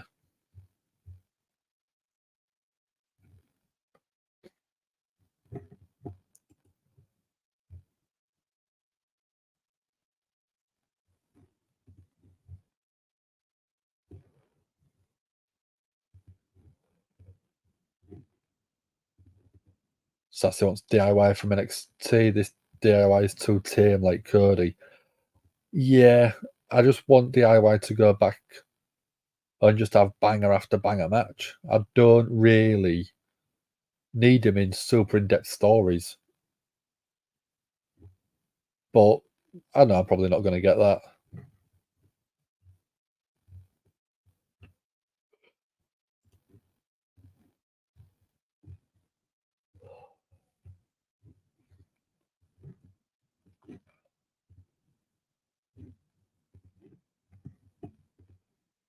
Yeah, was it the AOP that you had versus DIY in the Total 3 Falls match, or was it Revival?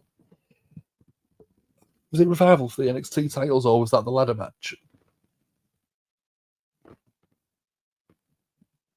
But yeah, I want that DIY back.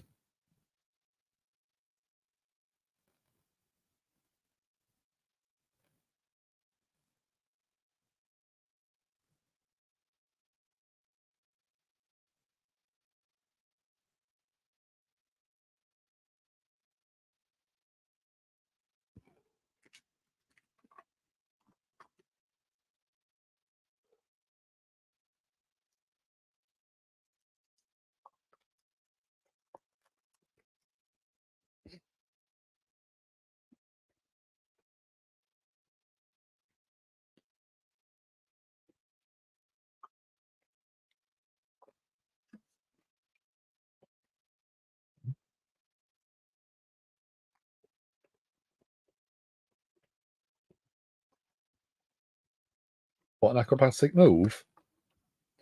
What do you mean, no more? I haven't done a 450 splash while I've been sat here.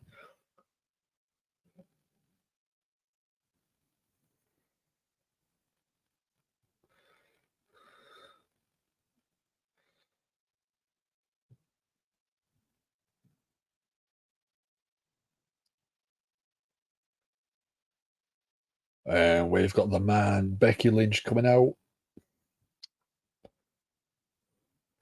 but she's still got the AI graphics saying "Big Time Becky." Either way, I don't care. It's the man.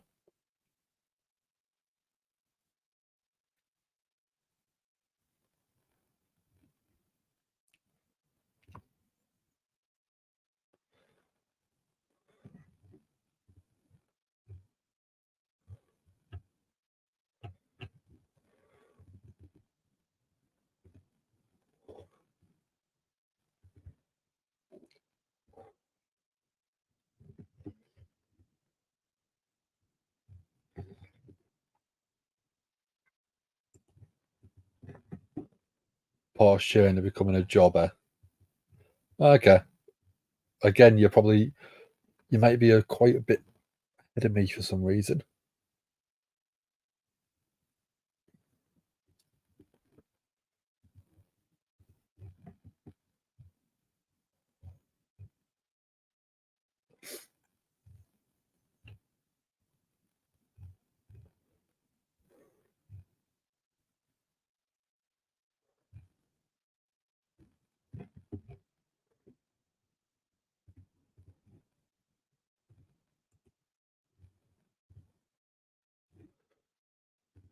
Kind of like Natty. Yeah.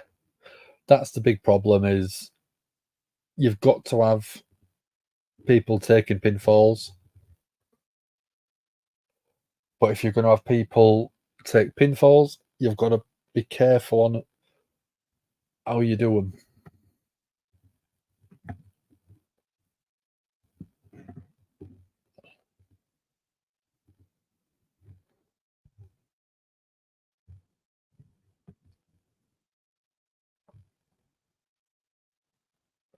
So we're going to recap or 5 years ago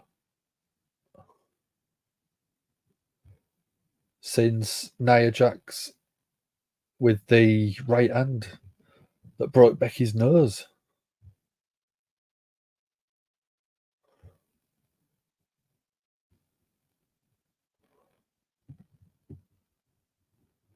Can't believe that's over 5 years ago now.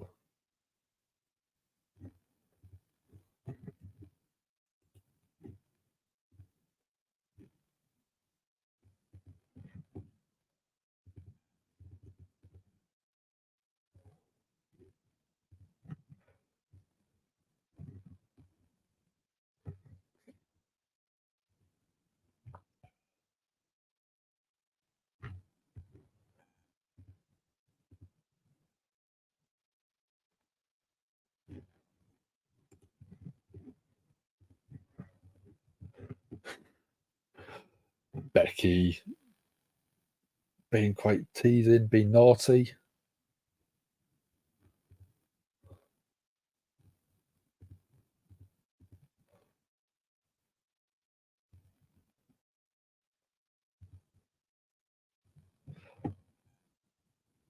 There we go. We're going Nia Jax come out.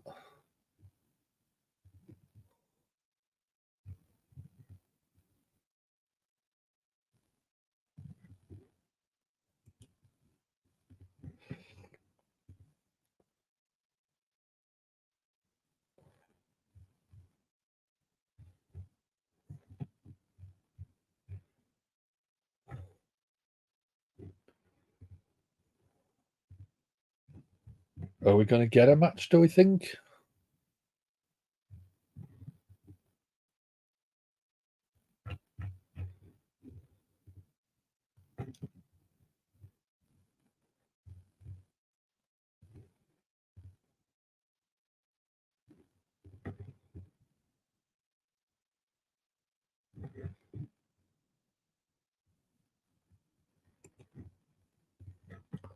So Nia Jax in the ring.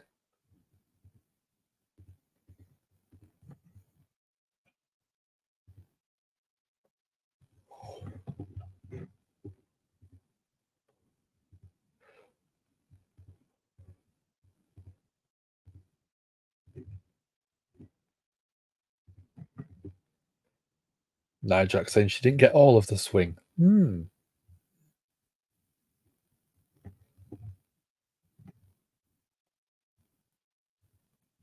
Imagine a full force punch.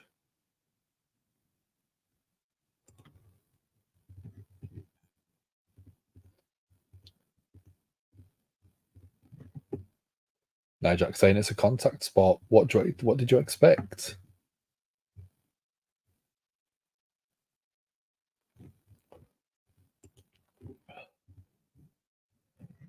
Becky's saying that you know that she's the most dangerous.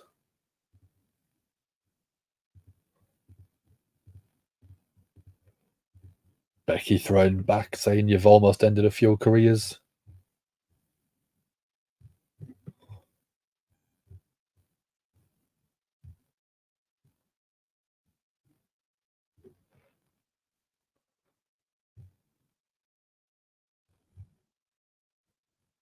So Nia fights back even more, saying that Becky's career didn't have anything until coming up against Nia Jax.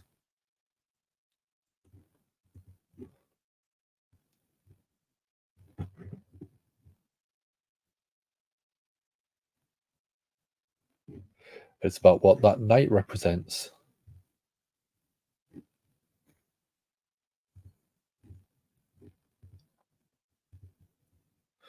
It's about dusting yourself off.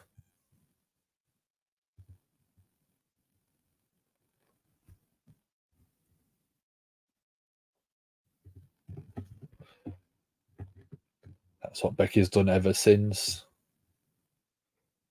Fighting back.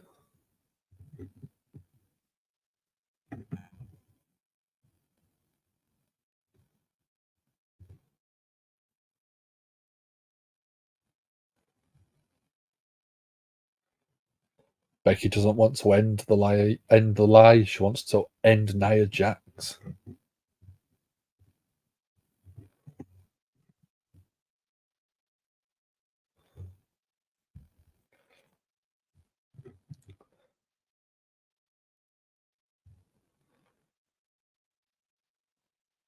Nia Jax says she wants to be. Becky wants to be for not that one moment.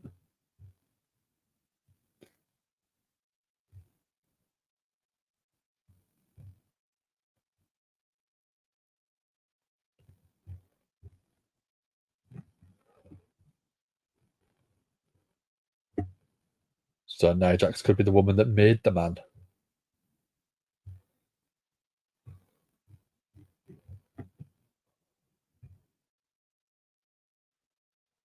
Becky came looking for a fight.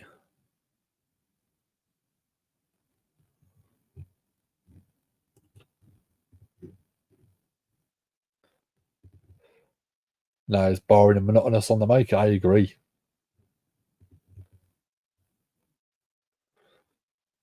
Is Nia going to take a swing?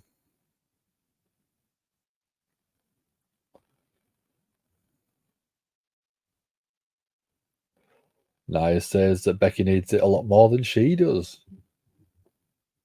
Cheeky.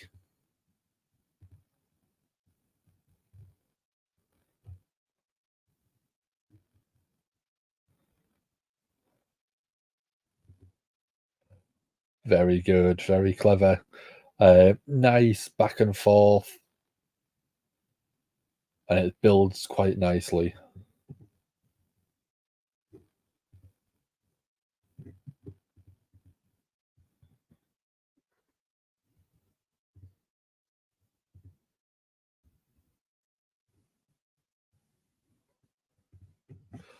Cody's happy for the fans of CM Punk being signed.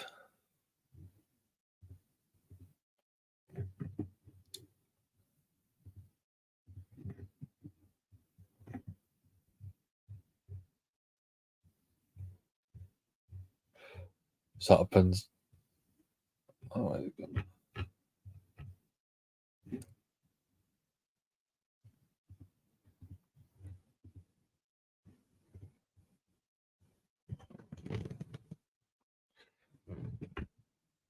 So Cody realized that Nakamura's vicious.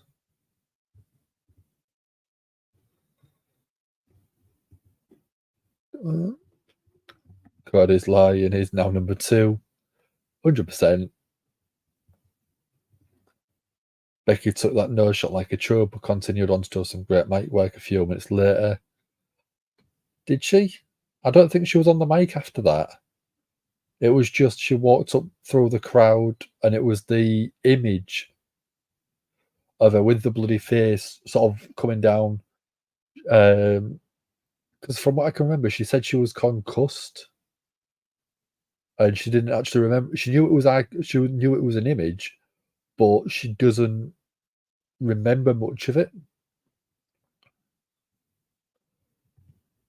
But yeah, it's an iconic image now.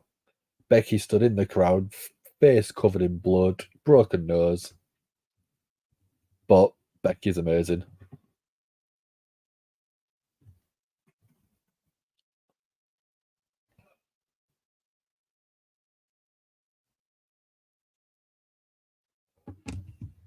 You can get a vote, but I don't know who it's going to be. So we know it's Imperium.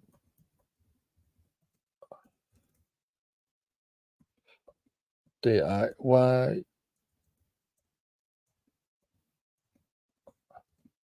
And I'm going to get it ready. So as soon as we find out who it is, who do we think it's going to be?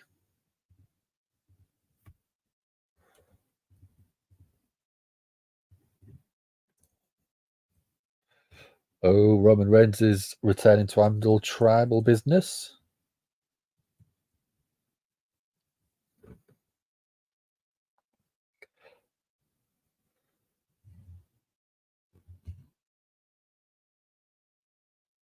So Carmelo Hayes is making his SmackDown debut on SmackDown this Friday. That's awesome.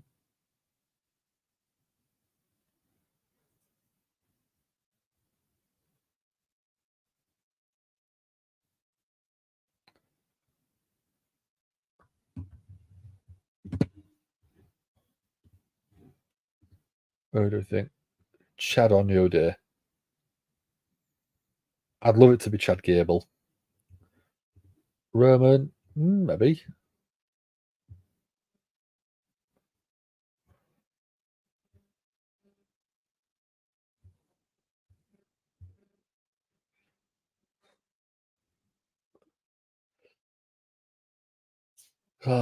This is the big problem with Monday Night Raws. It's the amount of commercial breaks every single night. Just destroys any sort of momentum that you build up or any investment that you get for me. Which is such a shame because it can be a very good show, and the commercial breaks just seem to stop that momentum for me.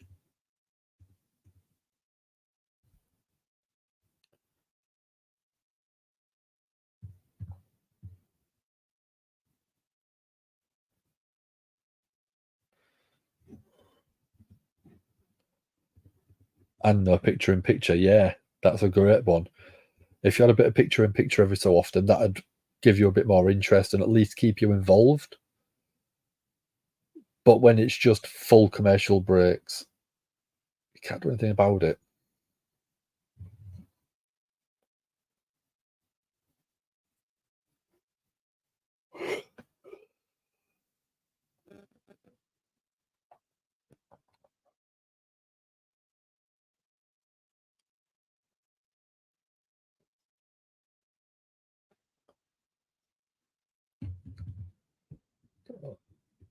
I'm looking for a Christmas jumper. I don't know what style to go for. I haven't decided yet.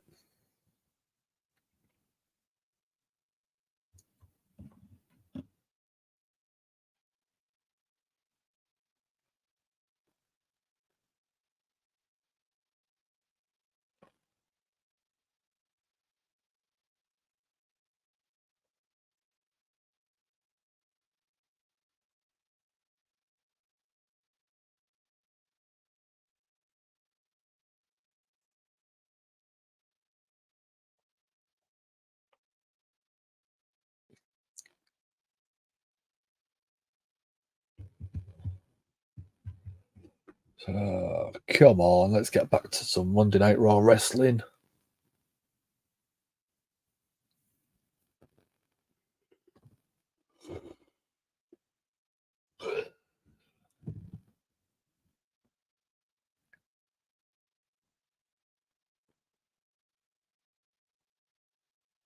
Come on. Oh, who is it? Is it Chad Gable? Because we need to have a really good pop.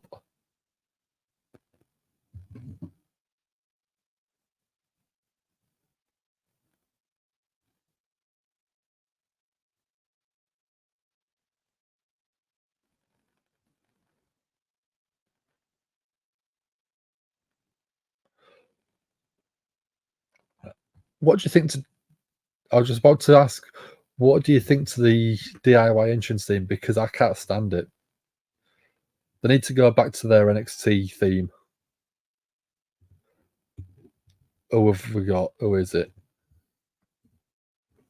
Who is it? You've got to have the shoosh. Miz.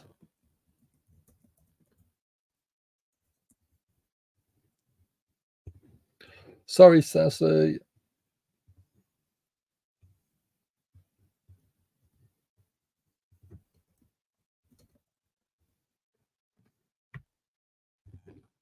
There you go. Now we know who it is. Get your votes in.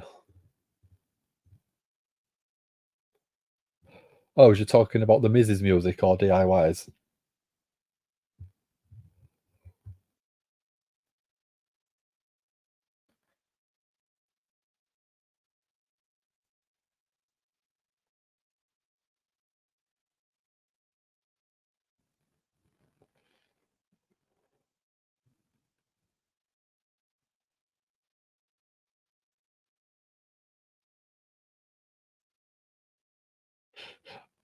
Is that?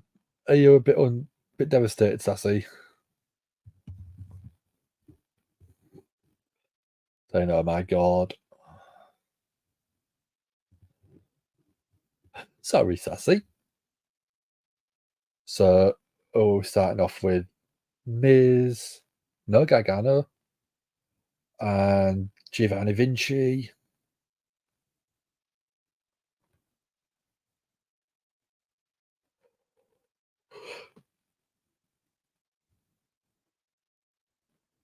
Getting Johnny Wrestling chance.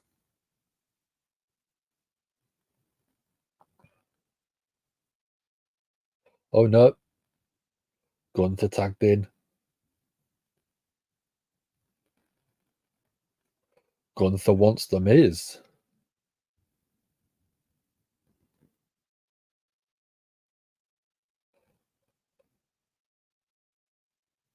Gunther cheap shots.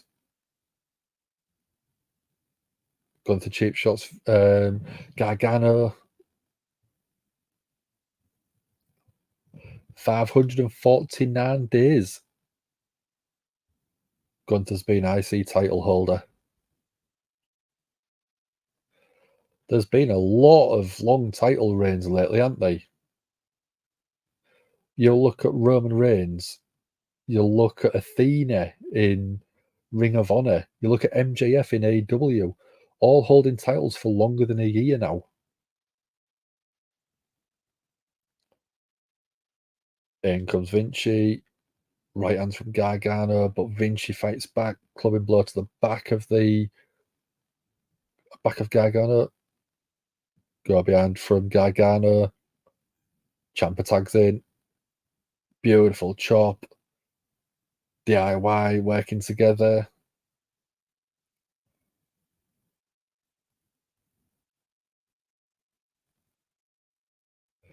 Taking care of business would be a great song for DIY. It would. But just going back to their old theme, it was just such a bopping tune. Kaiser pulling the rope down. Ciampa comes outside. Going through with a big boot to Ciampa.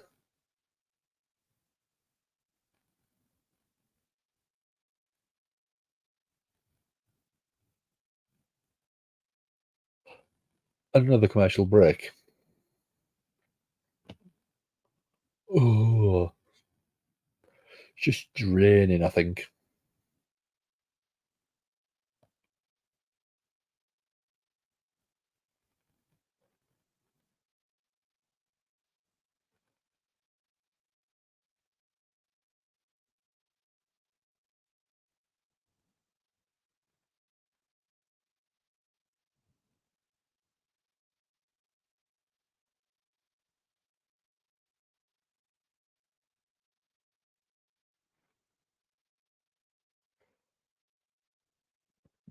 Not long left, though.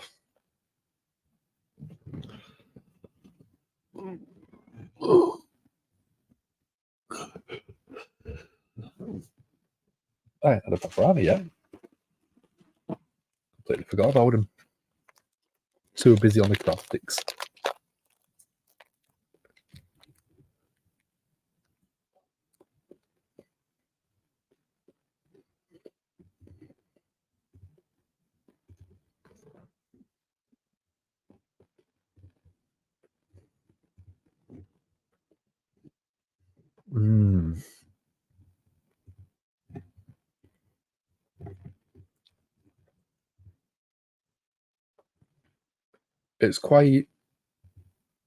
It's draining, I think. That's the problem with it.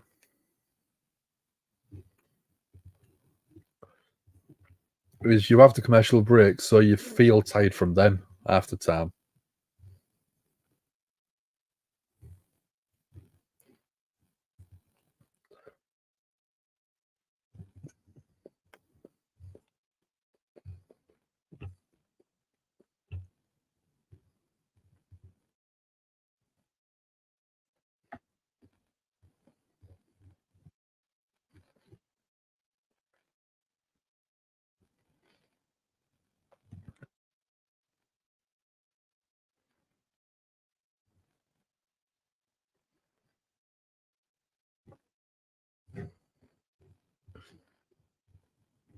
Makes sense. Miz and Gunther have history, so does Ricochet, so does Chucky. There's quite a few, but Miz just seems to be out of nowhere. I know he's the most recent person to go up against Gunther. Well, unless you're going to have the Miz win and build something, I don't think it makes sense.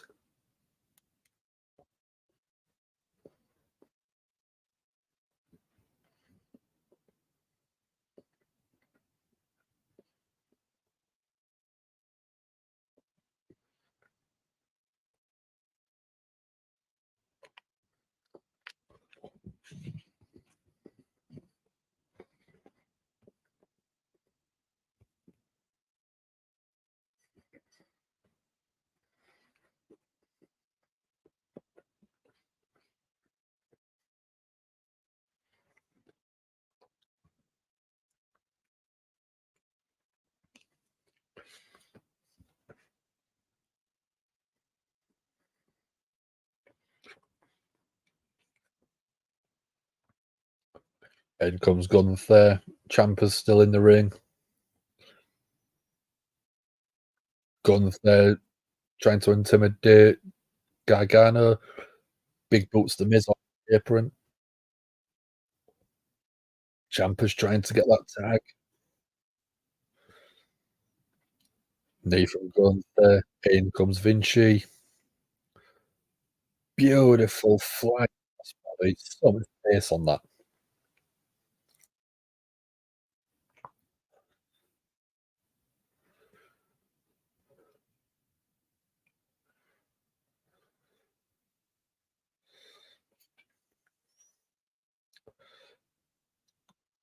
Vinci again went for a flying elbow.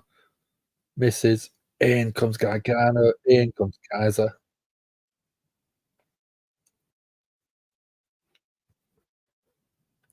Johnny wrestling in the corner. Beautiful clothesline. Taking out both of Imperium. Gargano thrown up onto the apron. Boot to Kaiser. Slingshot spear. Gargano just picks up that pace so quickly, doesn't he?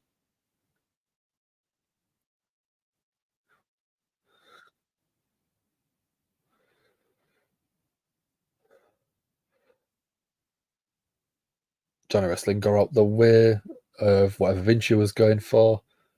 Kaiser with a big uppercut.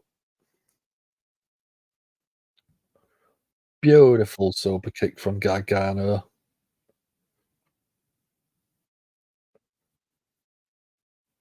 Are we going to get the Miz in the ring? Miz and Gunther? Both of them on the apron, both waiting for that tag.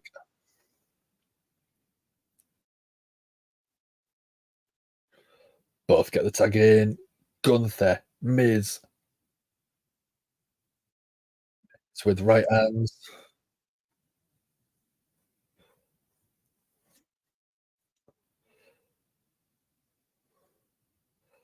Miz with the clothesline in the corner.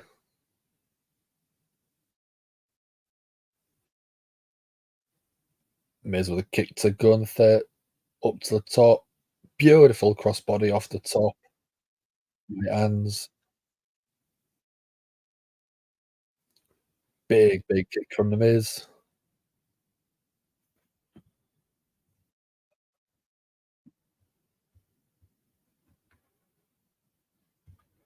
Miz with the big kicks in the corner.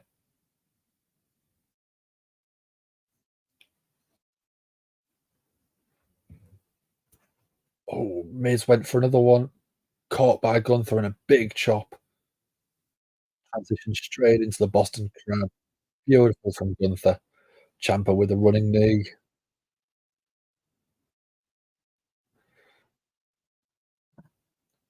Beautiful from Imperium. Double team. Chop lock, discus clothesline.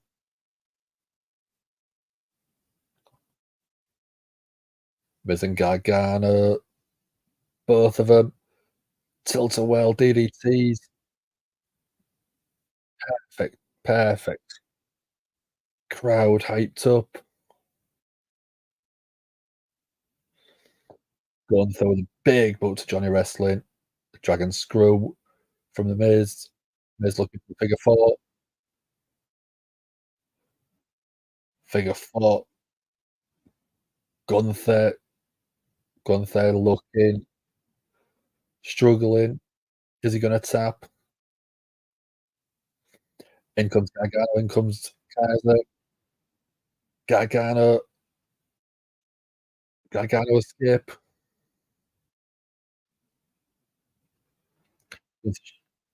Gets the tag to Vinci. Vinci, beautiful springboard elbow.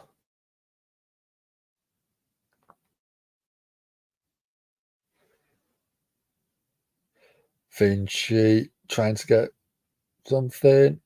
Skull crushing finale from the Miz to Vinci. 1, 2, 3.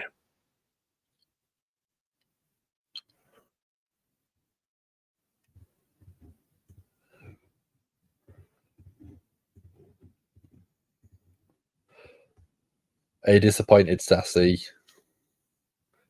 Little bit, I'm afraid. We apologise.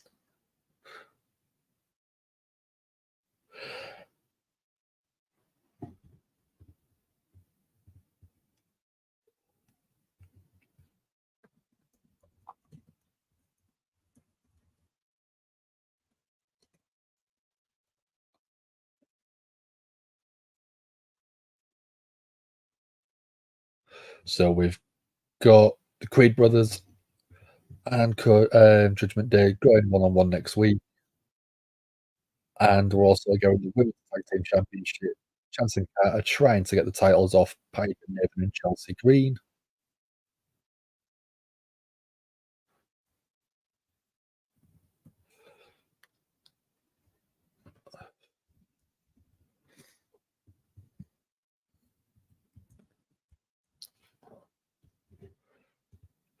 There we go. It's main event time. No, you're not. You're not upset. You're not annoyed. It is what it is.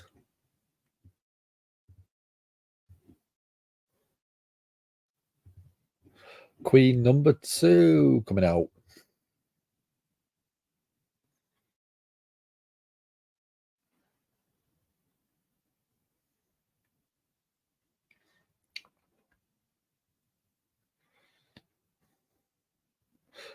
I love the original version of this theme, which is using again. When they had the wrapping over it, it just didn't seem Nakamura. Because when you've got someone as good as Seth Rollins, sorry, someone as good as Seth Rollins in the intros, you don't need as much in terms of sort of vocals on the entrance themes. And Nakamura's was just one that just did not need anything else.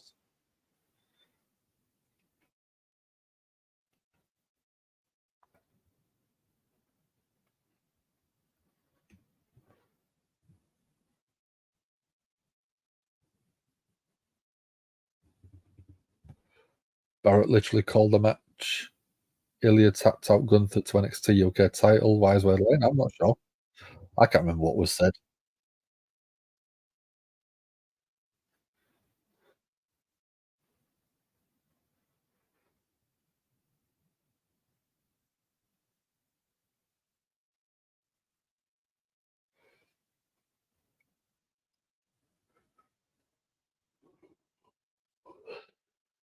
So we're on a commercial break. Got Nakamura coming out.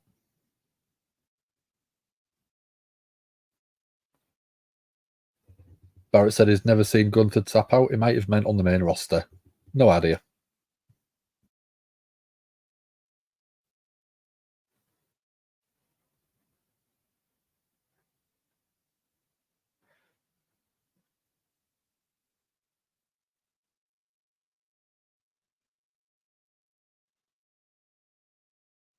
Plus, most people don't count whatever happens on NXT, what happens on on the main roster anyway. So it's two separate universes.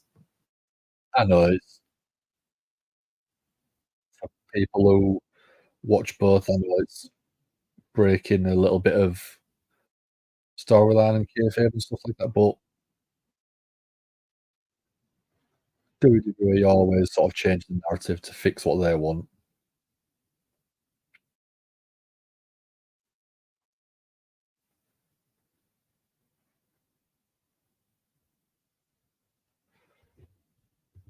NXT is canon now. It might be now, but it might not have been when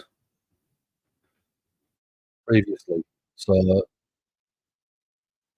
whatever happened in NXT 1 year ago, 2 years ago, might not be classed as canon.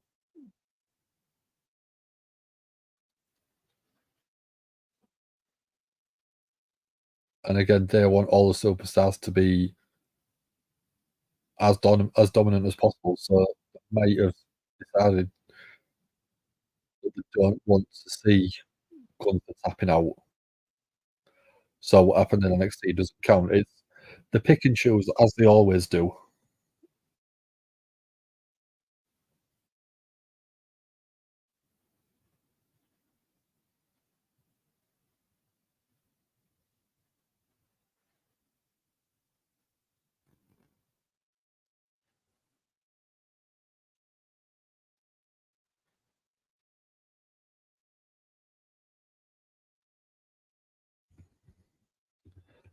like the Mox versus Omega match doesn't count. Yeah,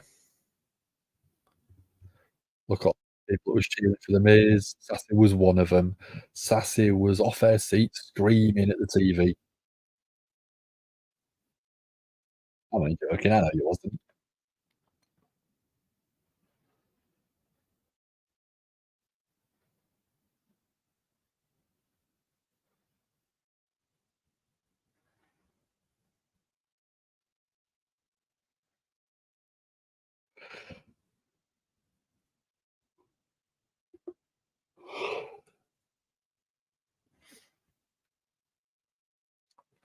So we've got the breaking news early tonight that CM Punk has signed with Monday Night Raw. Becky burying Nao's knees reminded me of the clip where Punk to Nash, click is a noise you make when you walk. Sassy was drinking. Okay.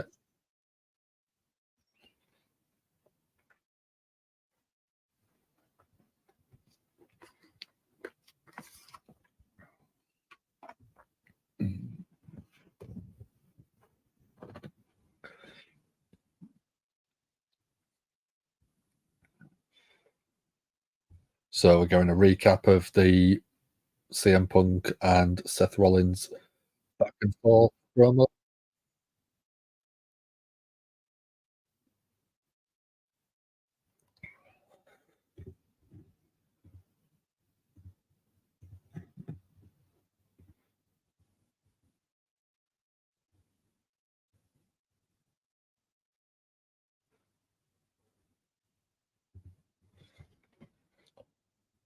But we did get CM Punk declaring himself for the Royal Rumble at the end of January.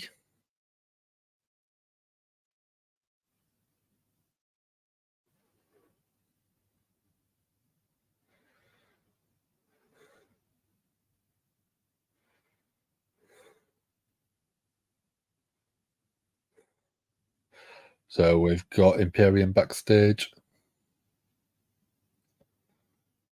Oh, and the Miz.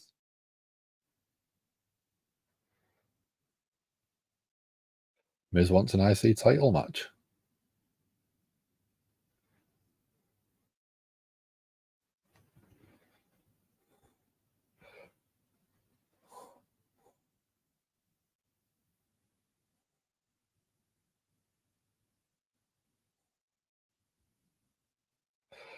So Miz can challenge for the title, and if he loses, he can't challenge for it again while going still champion.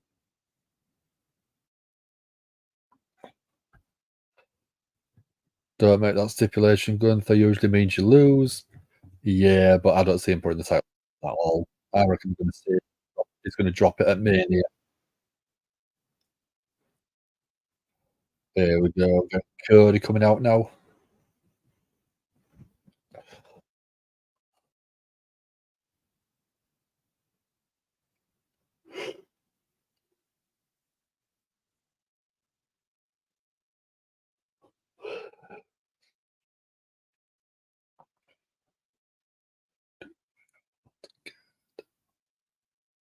Crowd don't sound very loud tonight.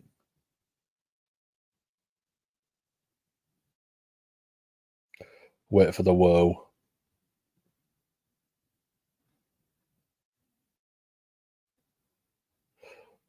That wasn't bad for a woe. Wasn't too bad. Cody looks like I see. Hey, I can see what you mean.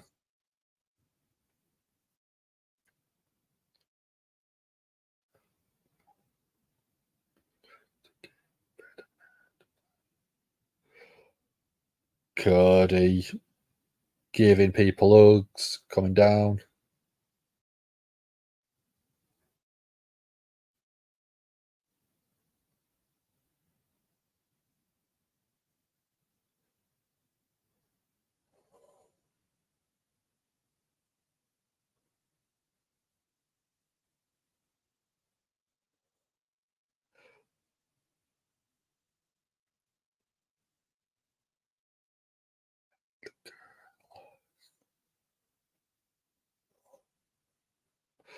You can't beat the UK crowd for that woe chant.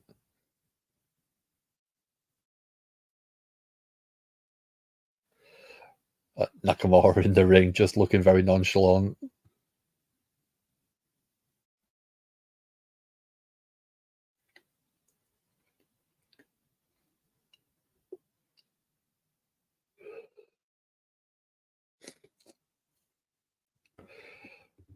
This is Nakamura's first singles Raw main event. Okay.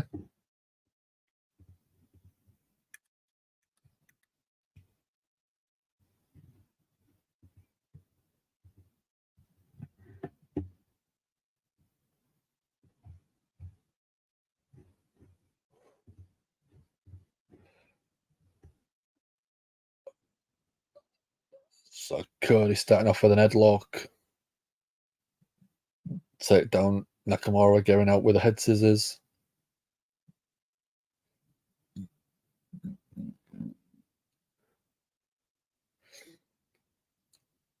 Nakamura just kicking the hand of Cody away.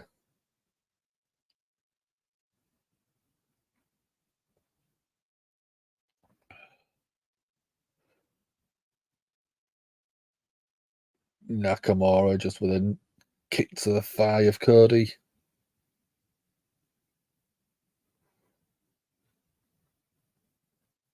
We're going, let's go, Cody chants.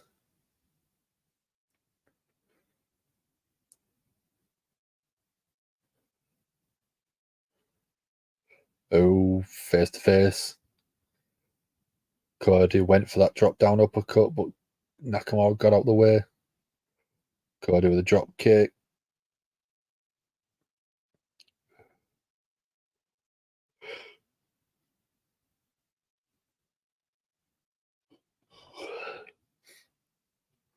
Cody with 10 punches in the corner. And a hip toss. Cody going up to the top, but Nakamura catches him. Again, kicks the leg out from underneath. That raised knee in the corner.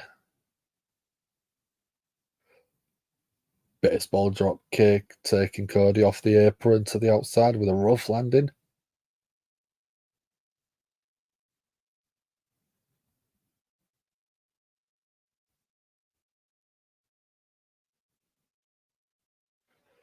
We're off to commercial break again.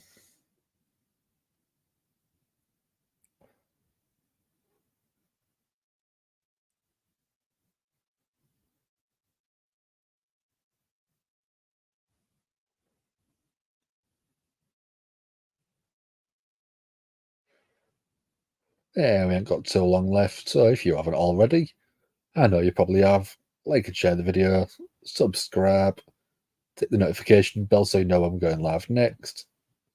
We've got AEW this week. I think we've got Smackdown as well this Friday. So we've got a few times that you can come and see us. And if you want, you can get the Gimme Hullywood merch. It is in the link below in the description. You've got t-shirts, you've got hoodies, you've got jumpers. So you can always grab one of them.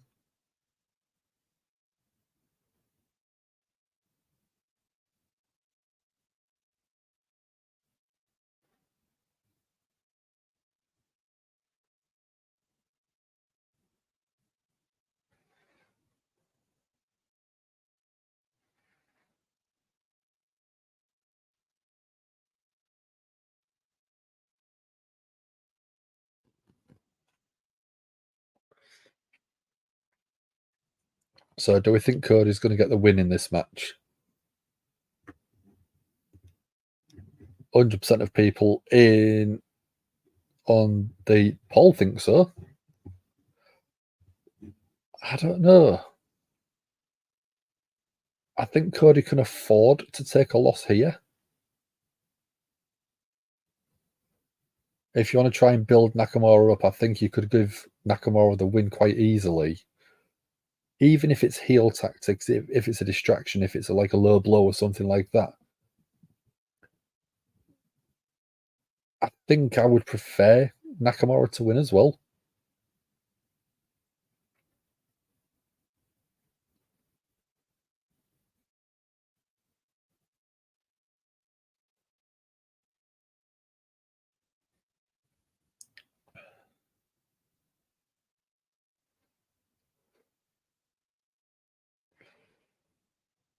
So we're still not back on Monday Night Raw, but we're not far off.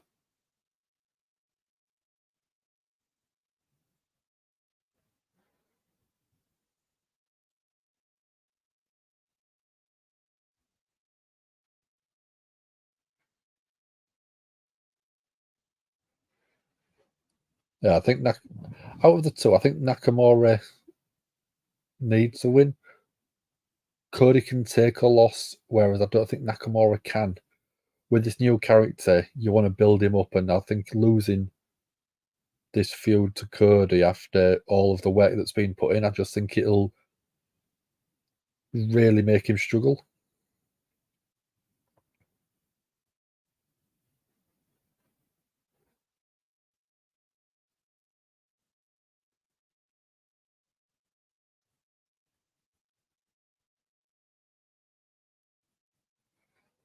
So we're getting some good vibrations from Nakamura.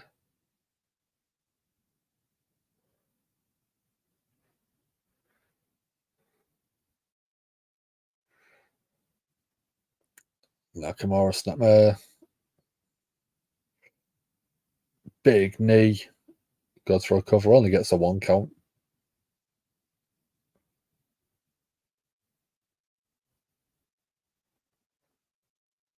So we got Cody trying to fight back, right hand, clubbing blow to the back of Nakamura.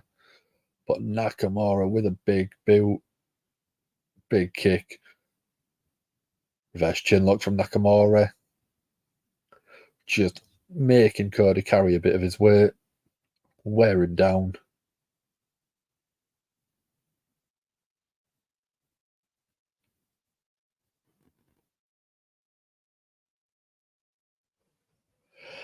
Cody trying to fight back, elbows to the midsection.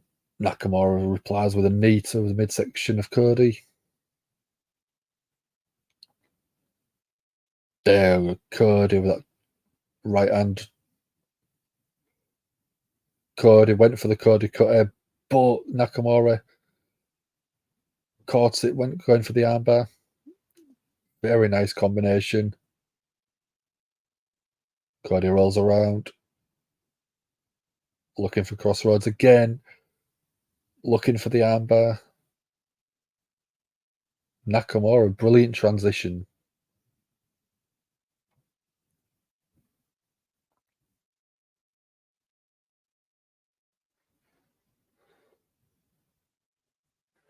Cody gets a foot on the ropes. That causes the break.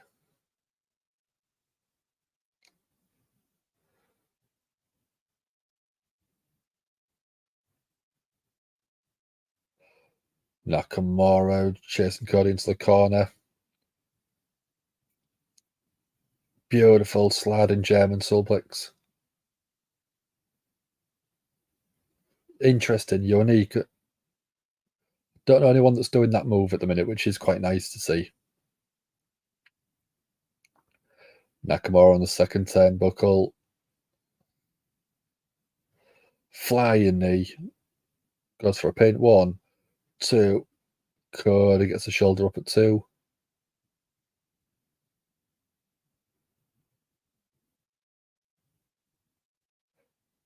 Nakamura looks like he's signalling. We're going to get the Kinshasa.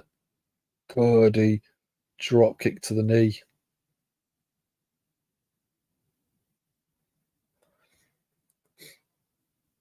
What we got? Cody grabs the leg of Nakamura. Dragon Screw takes Nakamura down again.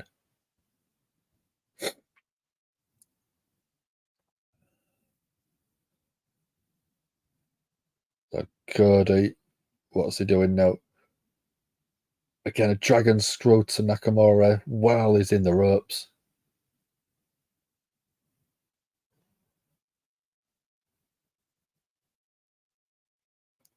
Cody looking to bring Nakamura in, suplex the hard way.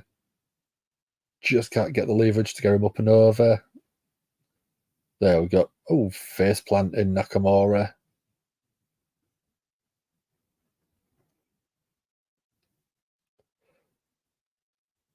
Cody, single leg Boston Crab.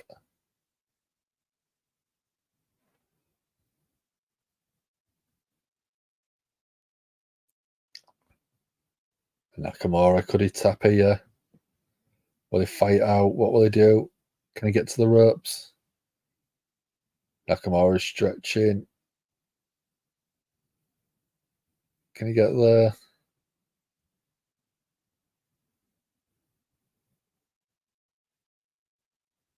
Nakamura, is he going to tap? No, makes it to the bottom rope. Cody breaks the hold.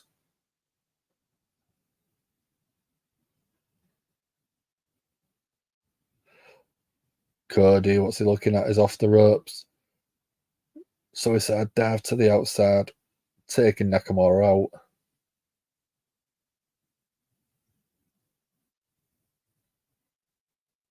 And we're going back to commercial break. Paul Ellering was on Deadline. Okay.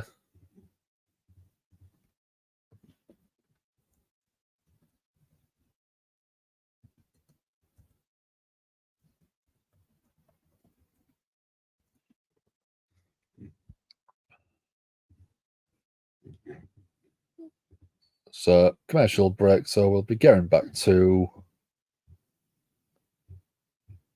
We're going back to the show when we're back off the commercial break.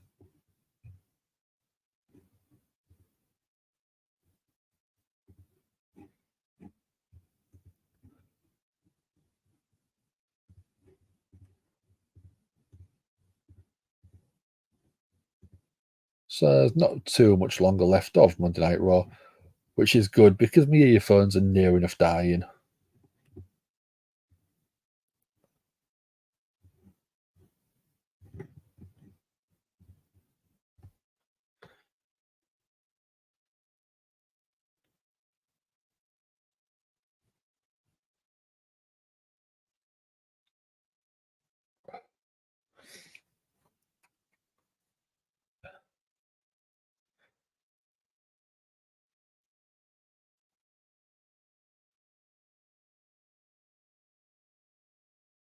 So we've got about 8 minutes left. What's people got planned for the week ahead, apart from work?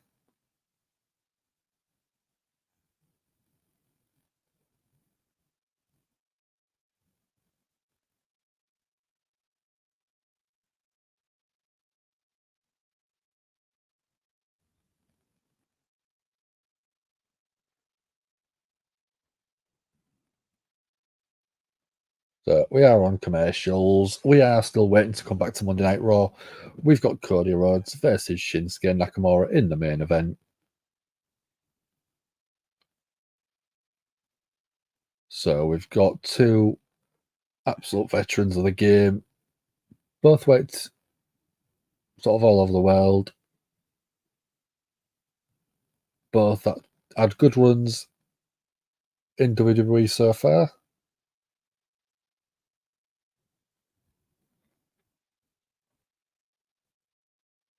But who do we think is going to get the win? Cody Rhodes, or do we think Nakamura will get that win? Everyone on the YouTube community thinks it'll be Cody. I think you want to send the crowd home happy, so you give Cody the win. But I think storyline sense, you've got to give it to Nakamura. I think Nakamura needs to win more than Cody does. If you're having someone other than Cody Rhodes win the Royal Rumble, a loss here won't make a difference. You could have Cody go to Perth Elimination Chamber and win to get the number one contendership there. So as of right now, you don't need him to win. Whereas Nakamura, you could build from this point. Because I think Nakamura and Seth Rollins would be a great match. So we've just had a double clothesline. Both guys down. Sassy agrees with that. Cody could take a loss. Yeah, you've got plenty of time to rebuild Cody before WrestleMania. Nakamura has just recently sort of become this foreign menace type character, I want to call him. So being able to have a pinfall win over Cody Rhodes, even if it isn't a clean win, is a great way to build yourself. So going back and forth, right arms, forearms. Nakamura getting the upper hand with a combination. Nakamura off the ropes. Cody follows, takes Nakamura down. Cody with a power slam. Beautiful. Cody with the momentum now.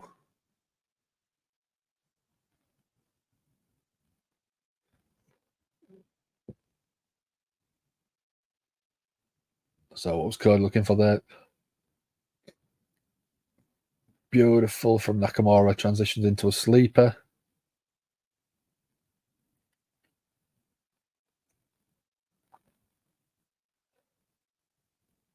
So Nakamura's got both of the hooks in. Cody fading. Is he fading? Crowd trying to get behind Cody. Give him that motivation. Chin lock. Cody's got his feet underneath him. Nakamura on the back.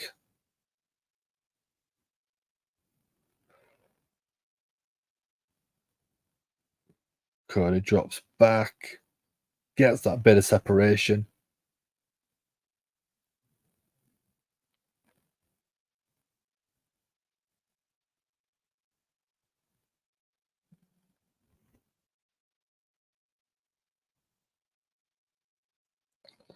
Cody's back to his feet finally.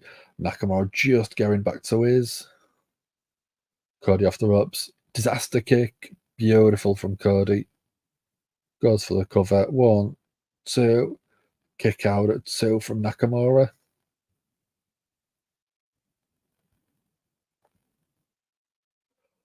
Cody shouting at Nakamura to get up. Left hands from Cody.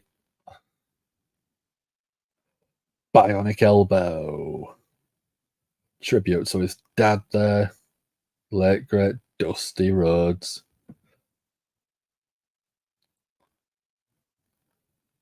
Cody's stalking Nakamura. Off the ropes. Cody cut air. Beautiful. We're setting up. We're going to get crossroads.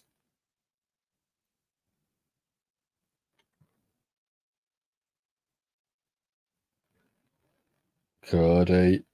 He's got Nakamura in the position. Nakamura reverses it. Missed.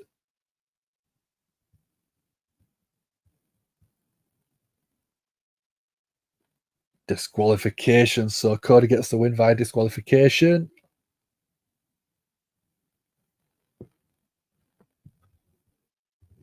Yeah, especially with low blow, something similar. Dastardly Deed. I thought they was going to do it with a referee distraction. I didn't expect them to do it with a disqualification.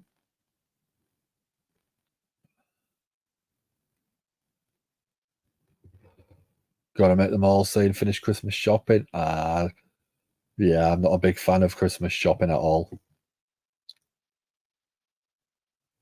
Nakamura just taking it to Cody Rhodes, Kinshasa to the back of Cody.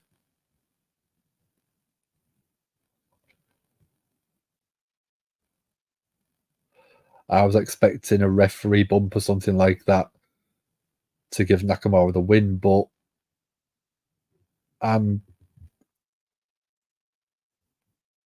think that still works.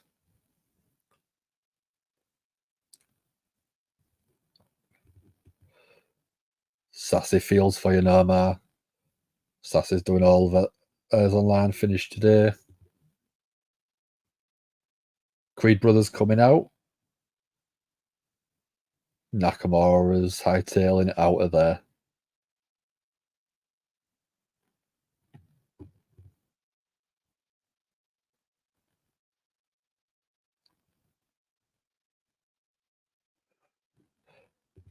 Missed it. How did you miss it? Cody went for the crossroads. Nakamura spun and reversed out of it and hit Cody with the red mist, causing a disqualification.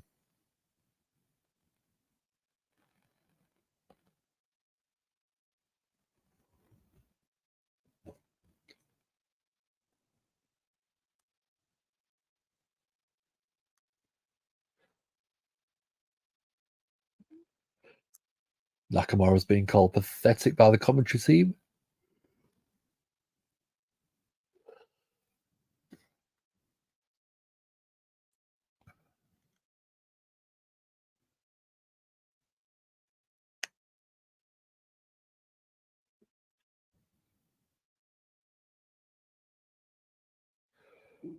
So by the looks of it, that's it for a Monday Night Raw tonight.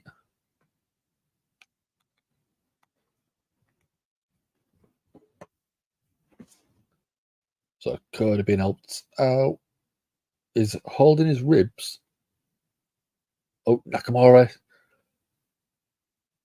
comes back out with a Kinshasa. Cody blinded. And then eats a Kinshasa. Nakamura looking the bigger man at the end of the match.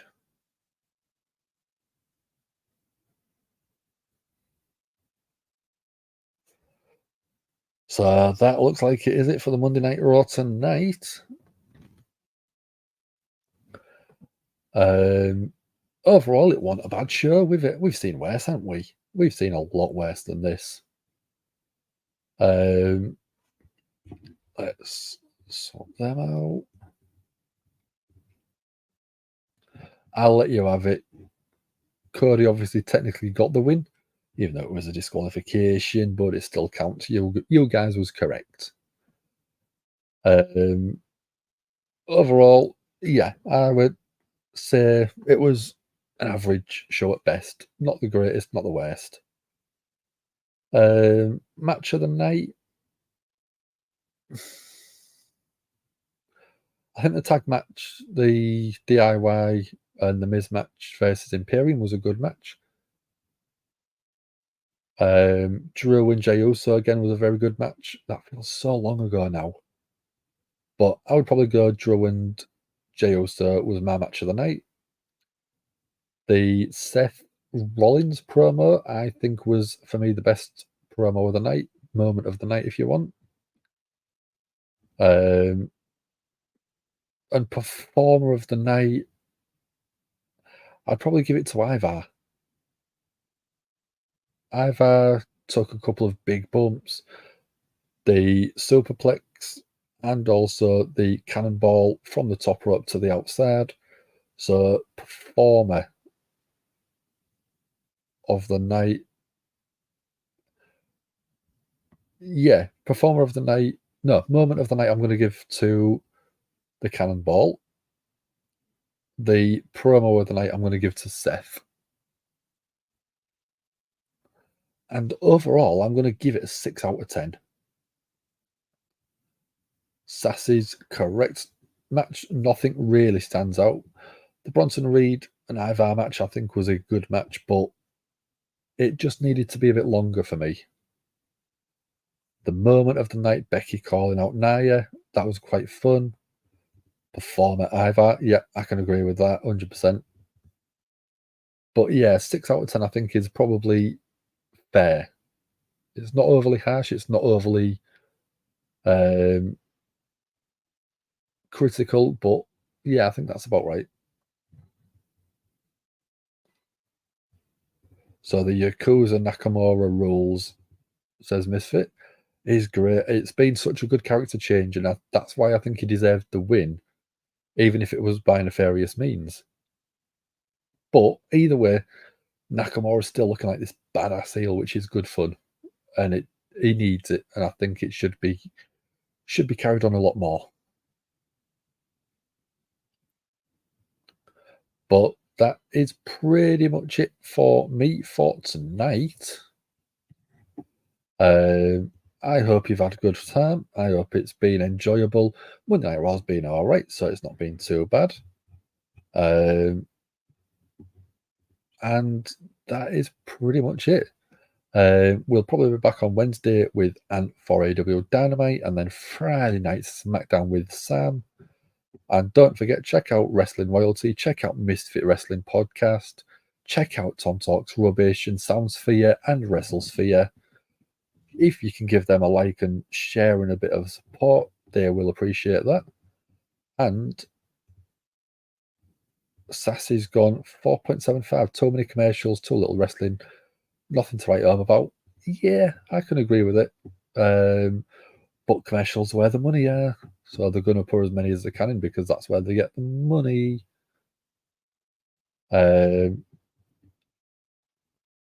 But yeah, I hope you all have a great week. And whatever you decide to do, you have good fun.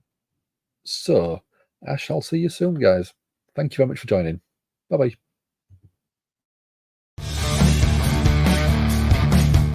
This is Big E from the new day. Give me that whole, yeah. Give it to me. I need it.